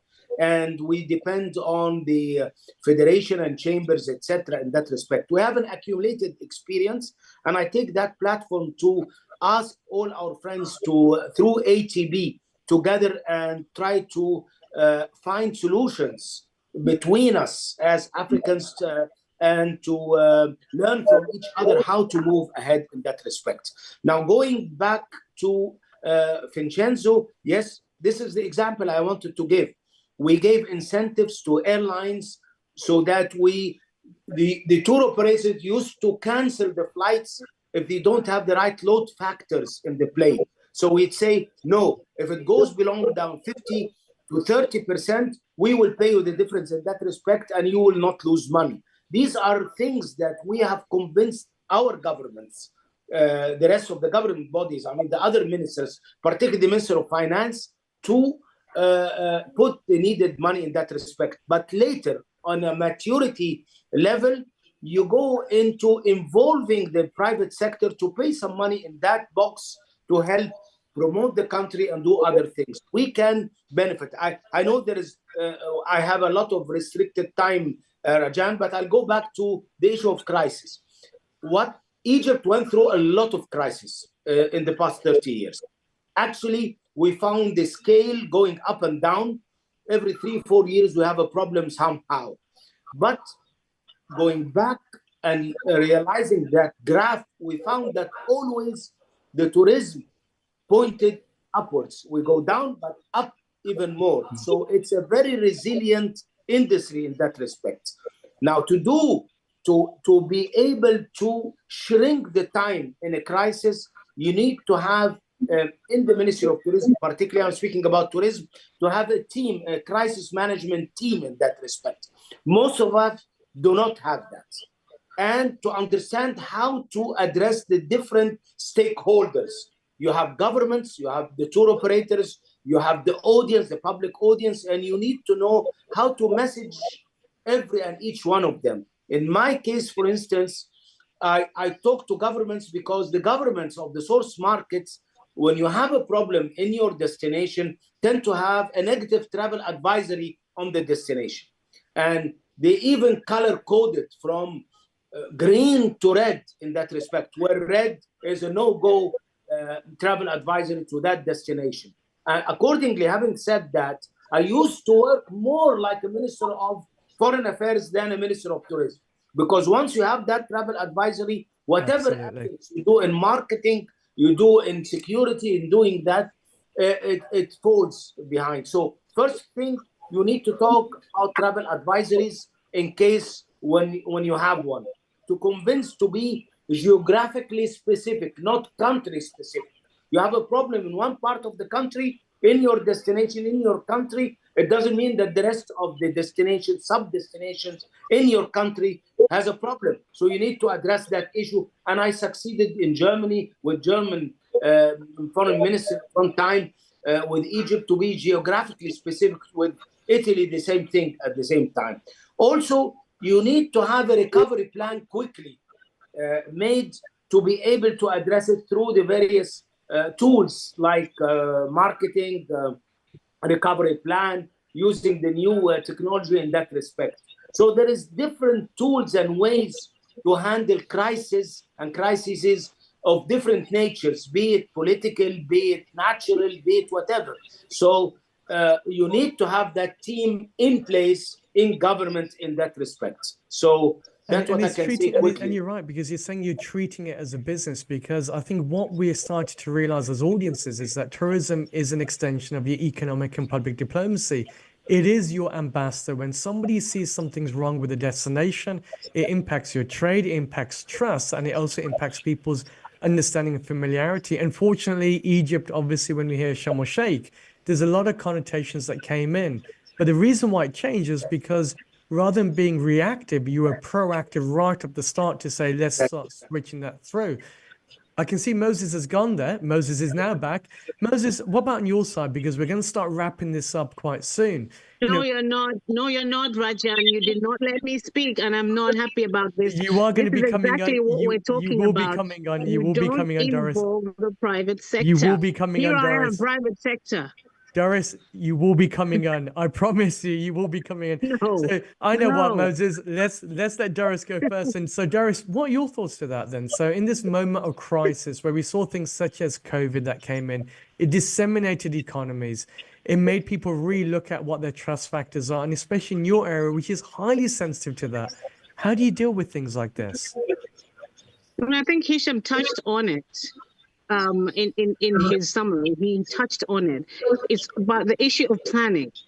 Okay, Egypt have had an emergency response plan that will help them respond more in crisis. But before we even put that in place, okay, what is the overall plan in terms of tourism for our destinations and for our countries? What is the overall plan? Maybe the government, maybe the ministers know it, but the private sector and all the other stakeholders don't know what the overall plan is in terms of the direction of tourism. Just for example, we need to know is it's good if a country can be transparent about what the focus is on. Is it in sports tourism? Is it in leisure tourism? In the blue economy? What is it in? So if those plans are already in place and are also transparent, and you couple that with the emergency responses, then you stand a fighting chance when an emergency or crisis comes in place. And sometimes we don't need to look at a crisis as a catastrophe, such as COVID. I mean, that's okay, it's there. COVID or any other catastrophe that might hit an economy. But what about just, change? Change is a crisis. Whenever there's change, whenever there's political change, change in administration, change in leadership, that in itself is a silent crisis. If we're not prepared in what happens in this situation when change occurs, and it does, how do we move forward? What roadmap do we have to remain on track with, rather than to start again with every change that is inevitable in every destination? Because it has an and once impact again, on your PPPs. I can't speak about this louder, and I can't say this more often. I mean, and I hope it is taken seriously. Ministers, the private sector are your right-hand people. It is not your ministry that is your right-hand people. It is your private sector. Be close to them. Yeah, be close to them. Know what they need in order to make your dreams happen. Because it's the private sector that will make a minister look good. It's not the other way around. Absolutely. I can see that there's many ministers on here that are in agreement here, but what you've hit is the nail on the head. The problem is typically when it comes to any government across the globe, the government's job is to get back into power. The secondary part is saying, how do I get the economies to run effectively? Now, at a moment in time where you're trying to have a collegiate, the whole of Africa coming together with so many different diverse portfolios, it's going to become more harder and harder and harder. Moses, on your side, crisis. Yeah, crisis.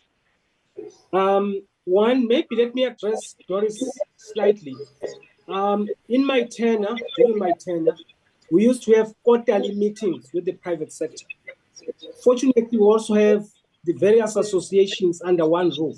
So that is addressed. Obviously, it's usually heated meetings, but at the end of the day, there's always a give and take. So that to me, is something that is very critical. When it comes to crisis, one of the major crises that has affected us all in Africa as well as the world recently has been the issue of COVID-19, because it just decimated the tourism industry. Even though it's resilient, it affected us big time. But I like what Egypt said, that you need to have that crisis team, crisis advisory team. And I think I would like to second that, because it is very, very important that we have that team, and it has to meet every now and then, be it bi-monthly, quarterly, etc., depending on the intensity of the crisis. Because if we don't do that, the tourism sector would be affected. For example, with us in Eswatini, the cultural tourism is very important. So the months of August to December, and we always have to meet and say, how do we position ourselves so that the tourists that flock to the country from an accommodation perspective, from a security perspective, from an internet perspective, how are they going to be serviced? Because if they are not well serviced, they will not come again. Perfect. Brilliant, I think. And then over to you, Vincenzo. And then in the meantime, for the audiences, this is your time to ask questions. If I have not done you service or justice, you can call me out on this and ask the panelists the questions that you have a burning desire for. Over to you, Vincenzo. What are your thoughts about the conversation so far? On conversation, I think that is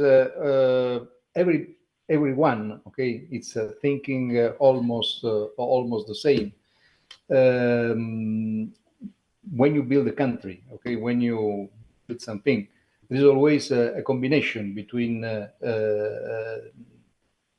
two actors, okay. In this case, if the combination through the government and the private sector is not going as it should go, it will be difficult to go forward. Of course, in terms of tourism, the government has to do all the better, let's say, infrastructure, okay, to allow the private sector to grow together with them and to go forward for create a better country. A government alone cannot do anything unless the private sector will follow it.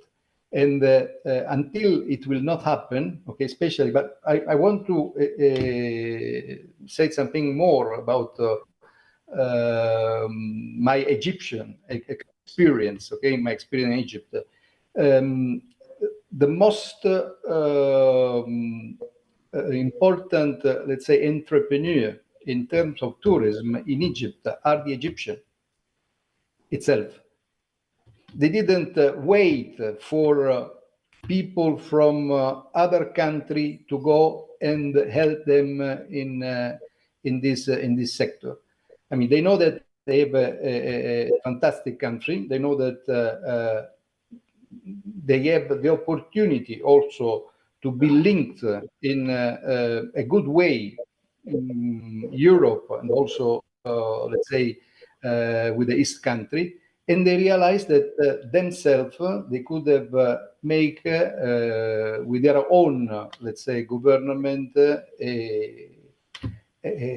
good opportunity for to promote and to create a tourism, let's say, I should say a format, okay, a format that it gained a lot.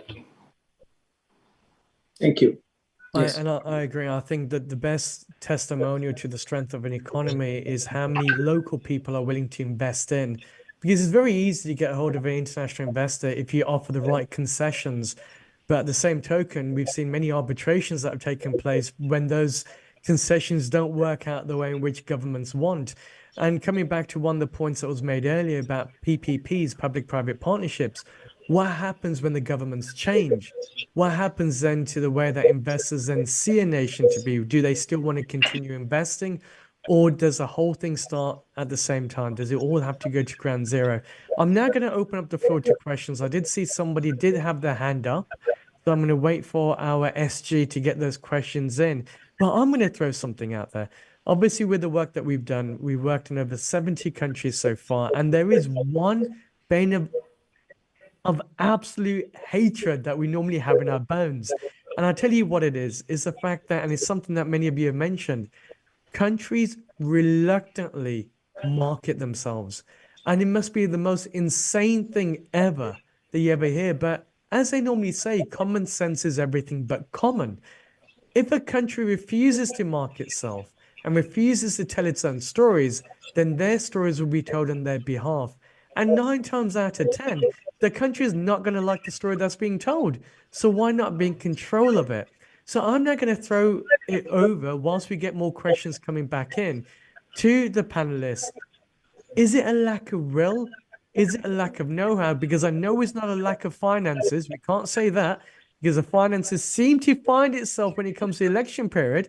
Is it a lack of will? Is it a lack of know-how on a country to market itself more effectively? Now, Hisham, I know Egypt has done a tremendous job at doing that. I have seen the adverts with them sitting in Singapore, Malaysia, India, the UK, even when I was in Malawi. But let's talk about the other nations. Why are countries not telling their own story? What has gone fundamentally wrong? Hisham, let's kick off with you actually, because you've been in this 40 years, so you kind of know what your fellow ministers think. Okay, I believe the best thing is people do not realize that our business is a people-to-people's business. So, and now with the technology, with the internet, with the social media, you need to, as public sector and private sector, and I go back to Doris, private sector, you need to get the good stories of people enjoying their time in your destinations across a good picture. People just sitting, like in Egypt, if you're sitting in a coffee shop, smoking a shisha and enjoying your time at 3 o'clock in the morning, that proves that the country is safe. You don't need to go and say, please visit Egypt because it's safe to come over. So a picture is worth 1,000 words. And the media, the current media is extremely inexpensive to use. As the old times, you have a film, you have to go over to the various channels, but using these platforms and having real stories of people coming and going back and enjoying their time, you can have repeat business. You can put stories and stories and stories is the bottom line of getting the positive impression about a destination. And so authentic ones, absolutely authentic ones. I'm gonna, before I go to the panel with that question, we've got a question here that comes from Yvonne. Is how can we ensure that youth involvement in sustainable tourism development in Africa is not only encouraged, but also integrated into policy making, decision-making process? And I think to add on to that, what she's really saying is to make sure that local content hiring is not just an offshoot, that therefore people of the nation actually have meaningful jobs. Who wants to go for that answer? There you go, Doris. Over to you. I'll go for it because that question is very dear to me and very pertinent. So thanks to Yvonne who asked the question. Look, I think it's so important to involve youth in every step of the decision making, for instance, okay? Because when we talk about sustainable tourism, we're also talking about who is going to take over once the older generation have retired and are no longer in the game. It is the youth. So how are we involving the youth? Number one, we could do what Hisham has just spoken of in storytelling. Youth are master storytellers only because they're incredibly adept in technology right now, in social media, in capturing content and presenting that content that can tell the story about our destinations in a way that the consumers of this content want to see it. Only youth can do that right now. If we pick somebody right now, just to say, can you create a short clip of your destination, just a short clip talking about destination, how many people can actually do it? It will be the youth. That same youth that's sitting outside, maybe has no job, nothing to do, no future. Bring them on board. They will change the narrative and make that tourism sustainable. Because right now, gone are the days when we're using print as a means of communication anymore, of telling our stories. It's all about social media. It's all about the TikToks. It's all about the Instagrams. It's all about the reels and the stories and how we're capturing them. If you look at Destination Australia, okay, I go to Australia. Sorry, maybe I could pick something in Africa, maybe South Africa. Yeah, if you go to South Africa tourism, how are they capturing their content? They're doing a fantastic job online, just capturing things that are meaningful, and it is the youth that are doing them. Another way of including the youth in these conversations, again, in this meeting, I don't know. I don't know everyone that has joined this meeting, but how many of them are actually youth that are in here? I don't know. And I hope it's a great I hope it's a great percentage of them. But here we are. There's no youth involved. They don't know what we're talking about. We don't know what they want. We don't know what they can bring to the table. And yet we're saying we want to involve youth. If we really want to involve youth, bring them to the table. If we don't bring them to this table, they'll create their own and we'll be left out of the picture. And I think in fairness, because it is a UN ATB event, it may have been a bit more difficult as usual, but point taken, it is something that we will be doing. And I think furthermore from that, what you mentioned there, Doris, is having a look at online searches. The reality is online searches are the way that countries are now found. Yeah. It's not about the big adverts anymore that Hisham was saying. And that's something that we've been dedicating a lot towards social audios that people are now listening into, understanding more about what the DNA of a nation is. There's a next question I'm going to ping over to the panelists here is from Angelo Deng from Juba, South Sudan. So I can see that the Sudanese the South Sudan ministers are there in a collegiate. The question is, what is the situation forms of tourism that new or developing countries should embark upon? First question. So I think what the question is saying, as a new country of South Sudan, what areas of tourism should we be focusing on to cut through the noise? And the second part of the question is, what is the available ways to turn the government's attention to invest in the tourism section? So to rephrase that, in other words, we want tourism to work in South Sudan. How on earth do we get the government to take it as seriously as we wish to? Now, I know that the government of South Sudan is there, and they are saying categorically, this is an important element for us guys to be working upon. And I promise you, to the dignitaries there, we will provide you a platform through the podcast we'll be launching with ATB in order for you to have your say. But coming over to the panelists, Moses, Hisham, actually Moses, for you, because this is quite similar to what you had to go through. You changed your entire country's name from Swaziland to Eswatini. Now, it doesn't sound like a big change for most, but for a lot of people's perception, you had to remarket yourself. So it's ultimately reinvigorating the nationhood. What would be your answer to the question that was posed, i.e., what should a new country do to develop its tourism proposition? And two, what are the available ways to get their government to take their tourism proposition seriously? Yeah, the issue, I think, was summarized from a marketing perspective and the involvement of the social media nowadays, because it is the way to go. In the past, we used to fly all over the place so that you can meet and greet. Yes, it's still needed because some of these folks, the Europeans, the Americans, they still need to meet you.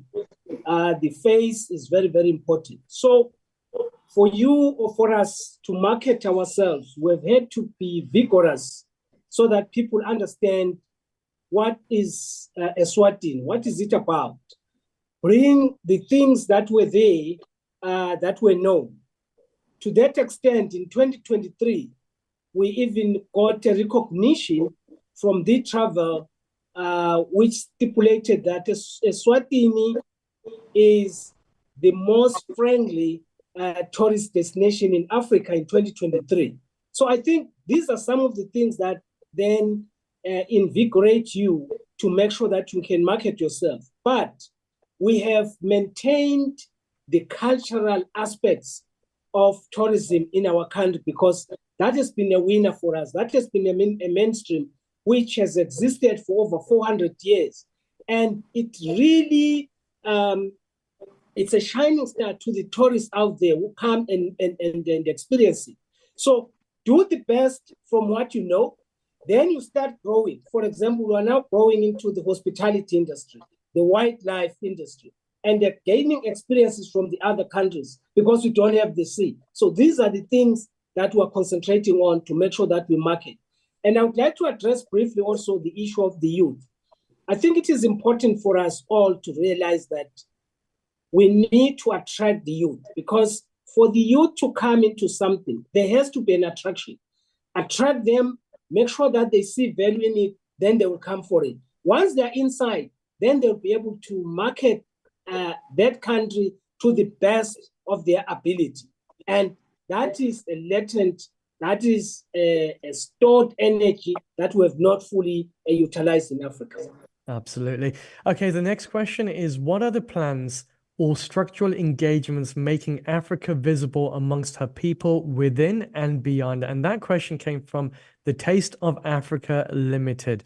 Let me push that over to yourself, Vincenzo, because I know in a way it's quite interesting. You're going through that with your country that you're currently in to make sure that there's stronger visibility for your nation as well as the hotel. And more importantly, you've also said we need to be developing stronger networks right the way across Africa and not just regionally. How do you answer the question that's been put forward by the Taste of Africa? Of course, I mean, for this, as everybody nowadays knows, I mean, the social media is one of the most important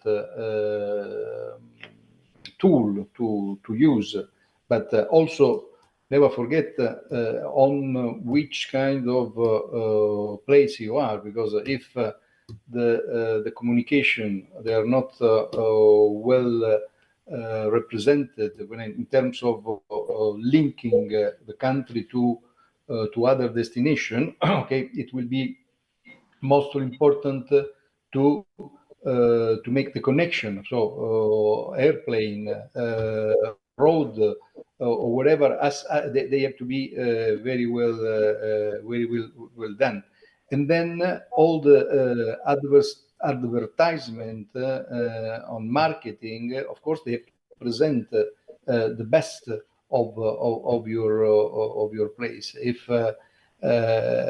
there is a different kind, for instance, if we talk about Equatorial Guinea, I have to present the green of Equatorial, the forest, where there is no pollution at all. So in terms of sustainability, I mean, this is a country that is the second real pulmon of the world. And let's say then Equatorial Guinea is as a highland, as a continental area, river, lakes, very nice, different kind of beaches you can find, from the black sand to the white sand, like Maldives. But this is something that we have to present as always the right way. Absolutely. Thank you very much, Vincenzo. I'm going to start to wrap it up now, because I know that we've gone we've gone above and beyond the scheduled timing. Who would have thought with politicians that we'll be speaking far too much is never been heard of before.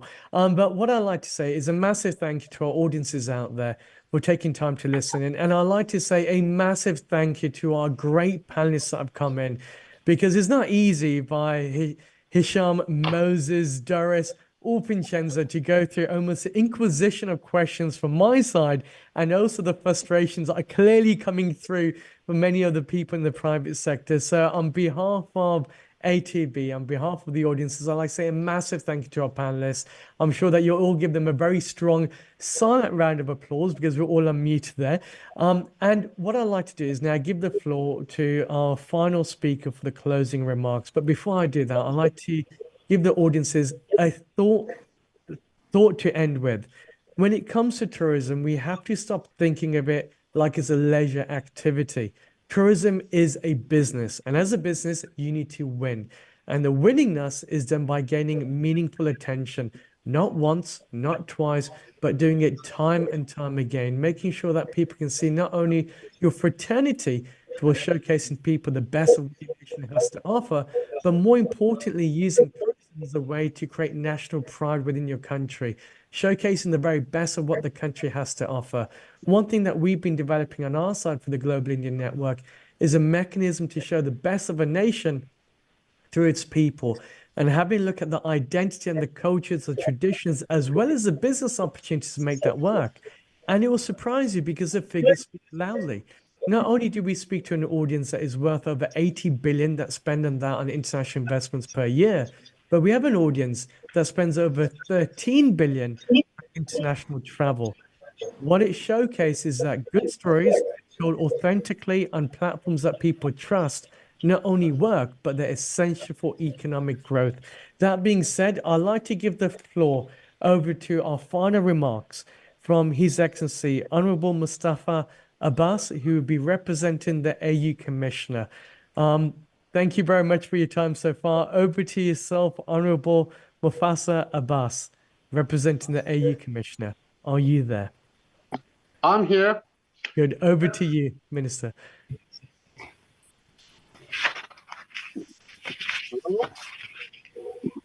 Good afternoon, everyone. It's my pleasure to be given this moment. Can you hear me? Yes, we can. Thank you. Thank you. Thank you. Thank you. Honorable ministers, Honorable Catburn Kubi, Chairman of the African Tourism Board, representatives of partner institutions and international organizations, invited guests, ladies and gentlemen, all protocols observed. It is with great honor and pleasure that I take the floor to address such a honorable audience on matters that we consider at Africa Union top priority to economic development and cohesion of Africa. These are tourism, connectivity, and cooperation.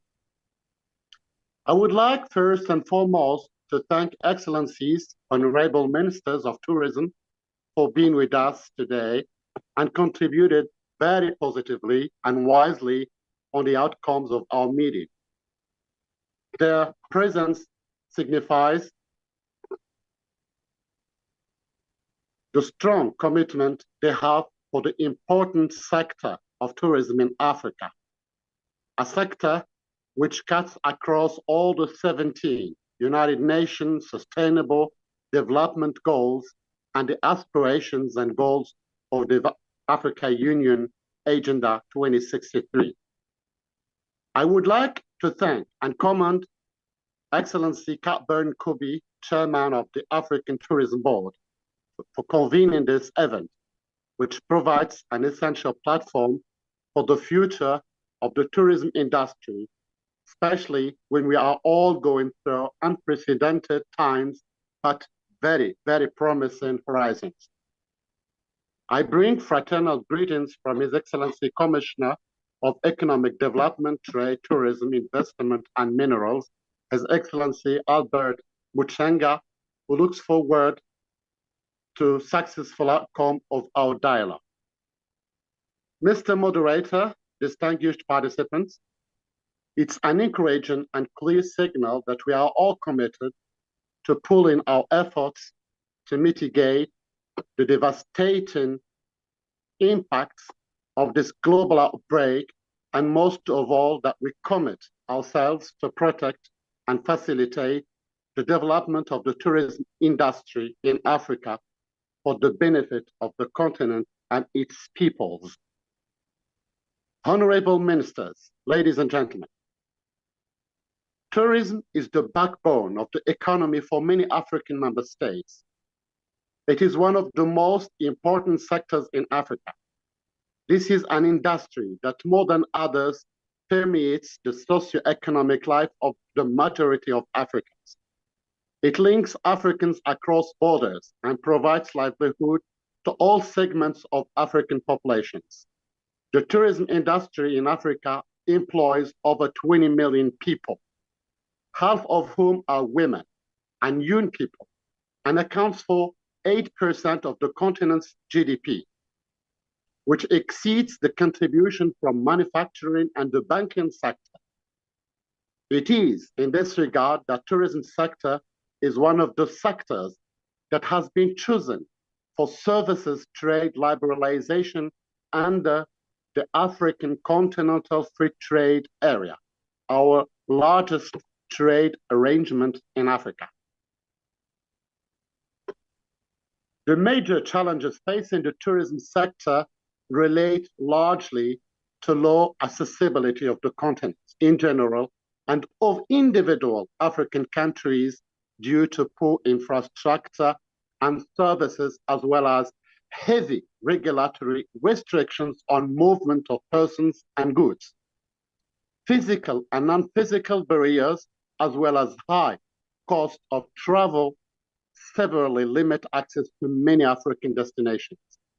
Most of the restrictions are unnecessary and could be eased simply by policy and regulatory reforms. The African Union Commission has launched a number of key continental strategies endorsed by the African leaders as continental framework of the member states and regional economic communities, among others, Agenda 2063 flagship programs that are expected to accelerate the overall economic growth, including development of the tourism sector. These include the Single African Air Transport Market, which was launched in January 2018, and the African Continental Free Trade Area, whose agreement was signed in March 2018, together with the Protocol on Free Movement of Persons, Right of Residence, and Right of Establishment. The latter also addresses the process to establish a single African passport. Furthermore, the ongoing implementation of the Program for Infrastructure Development in Africa is achieving significant progress in the fields of aviation, railway, road, ICT, and energy networks that are aimed at interconnecting and bringing about economic transformation of the whole continent. It is obvious that these major and bold initiatives will facilitate ease of movement and doing business in the Africa, which are key factors for boosting development of the entire tourism industry in the continent.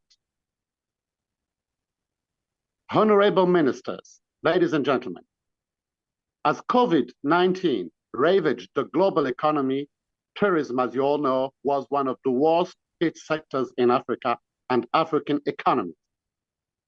This only tells us one thing, and that is that we share the same challenges. The best then is for us to come together and find common solutions to our challenges in this sector. In the light of these challenges, the African Union Commission strongly believes that the pandemic is an opportune moment to rethink the notion of development.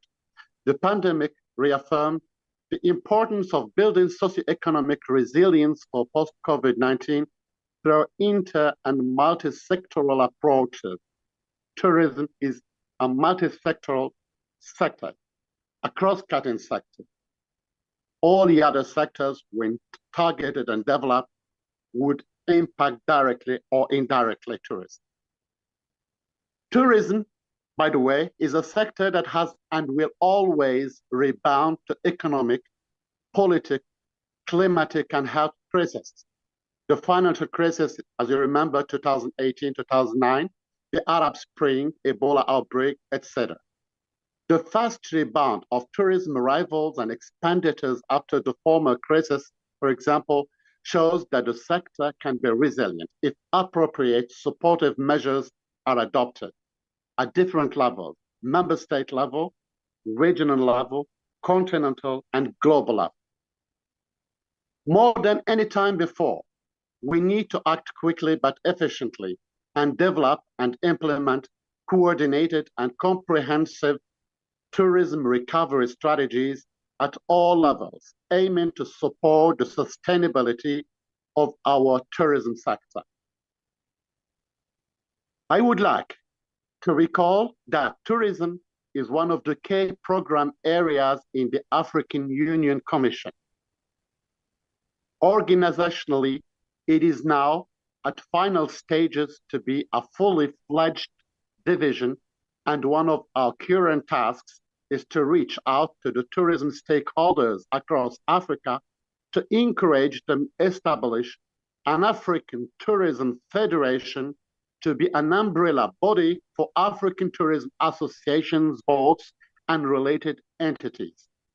The African Union Commission, member states, and regional economic communities in the coming years have no other option than deepening collaboration with all major tourism stakeholders and partners to facilitate rapid development of the African tourism sector, including the implementation of the African Tourism Strategic Framework, which is the continental vision for the coming 10 years, from 2020 to 2030. And the African Tourism Strategic Framework has the following key strategic objectives. First, develop a globally competitive African tourism brand. 2, ensure that African tourism is sustainable, inclusive, and a driver of economic integration. 3, formulate an enabling tourism policy, regulatory, and institutional framework. And 4, support innovative digital solutions and platforms in the development of the tourism sector. Mine here is to highlight what the African Union is doing and planning to do with your steady support and cooperation in the coming years for the tourism on the African continent, to start building and implementing a roadmap towards a sustainable, innovative, and a resilient tourism ecosystem for our development. Without repeating myself, I would like to profile the major guiding principles of our strategy and vision in this area as entailed by the African Tourism Strategic Framework. 1, our rich culture should be a means that brings us closer and in the process spur our tourism through mutual cooperation. This should lead us to promoting our domestic tourism. Domestic tourism, it depends on the reference. When I talk domestic tourism at a member state level, it has no meaning at a continental level. But we as Africa Union, we focus on the Africans to visit Africa. The collapse of the international arrivals during the pandemic highlighted the need for diversification and promotion of domestic tourism to build resilience to shocks. 2, the other aspect is to deal with all vices that affect our connectivity by investing in infrastructure, especially connectivity infrastructure and visa requirements. 3, the third aspect is for us to invest in our research, development, and innovation. This is very necessary for us to tell our own stories and to market and brand our continent as one. We know our story better, and it's us who can tell it to the world better. 4, the fourth element is for us to invest in capacity development throughout the entire tourism chain, but also ecosystem. Here, I would like to emphasize the role of digital technology and capabilities. Innovative digital solutions will be key for our resilience to cope effectively with the new global realities, including for managing the flow of tourists and communication, among others. Digital skills entail more than social media communication. Big data, for example, can help track consumer behavior and forecast demand while artificial intelligence can customize trips for tourists who seek authentic experience. The fifth element is the issue of climate change that adversely affects our region. Investing in climate resilience is also investing in tourism resilience. It is time that we entrench economic, social governance practices in the tourism ecosystem. Promotion of sustainable and inclusive tourism should be our guiding light on this. Last, but by no means least, in the need to encourage inclusivity in the tourism sector. In our continent, women and youth are dominant players in the tourism sector. They own the micro, small, and medium enterprises that dot the tourism value chain. We need to find ways to effectively target and support them. Micro, small, and medium enterprises are a reliable source of employment across Africa and other similar regions.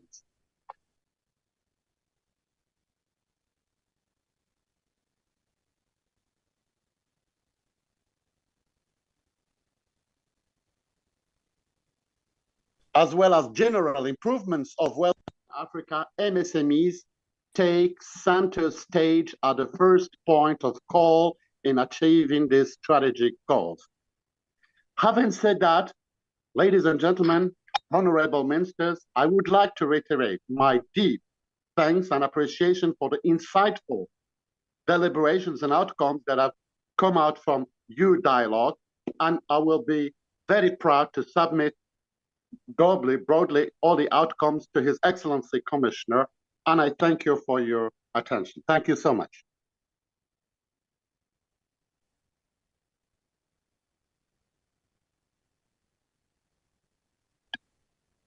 So that concludes today's event. Thank you to you all. I'll leave the last comments to our very dear SG, who can end the meeting finally from there. Again, I'd like to say a massive thank you to Cuthbert for arranging this work. It's because of the fantastic work of ATB. Not only do they unrelentlessly look to push the boundaries of showcasing a better Africa, but they do so in a way that's very open, very honest, and authentic, and it has a generational impact. This is the area that the new medias are working themselves into. So over to SG, and I can finally take rest and give my voice a much needed sleep. Over to you, SG. Thank you very much, our dearest moderator and MC of the day. Thank you so much, Excellencies, honorable ministers, and also colleagues. This was really amazing and a fantastic session that will indeed contribute to the development of African tourism by contend into the global agendas as AU and as United Nation Economic Commission for also the ECOSOC Partnership Forum is just aiming for that, for our contributions. So without taking too much time, we will adjourn the meeting by this. But before going, I would like people mostly out of African Tourism Board membership, if you can, please drop your contact so that we can surprisingly contacting you, because we will have 3 lucky draws for a free membership into African Tourism Board. So please drop your contact to us. And I really, really thank you all. With this, we will adjourn our meeting.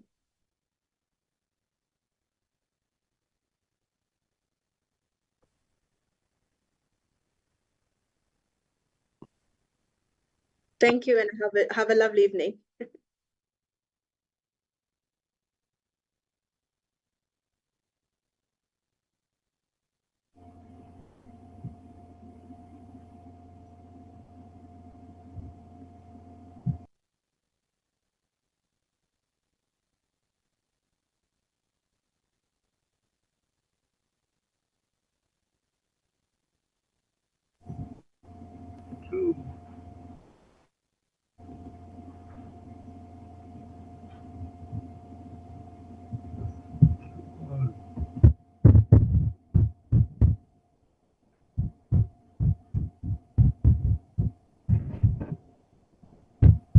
Recording stopped. The recording has stopped.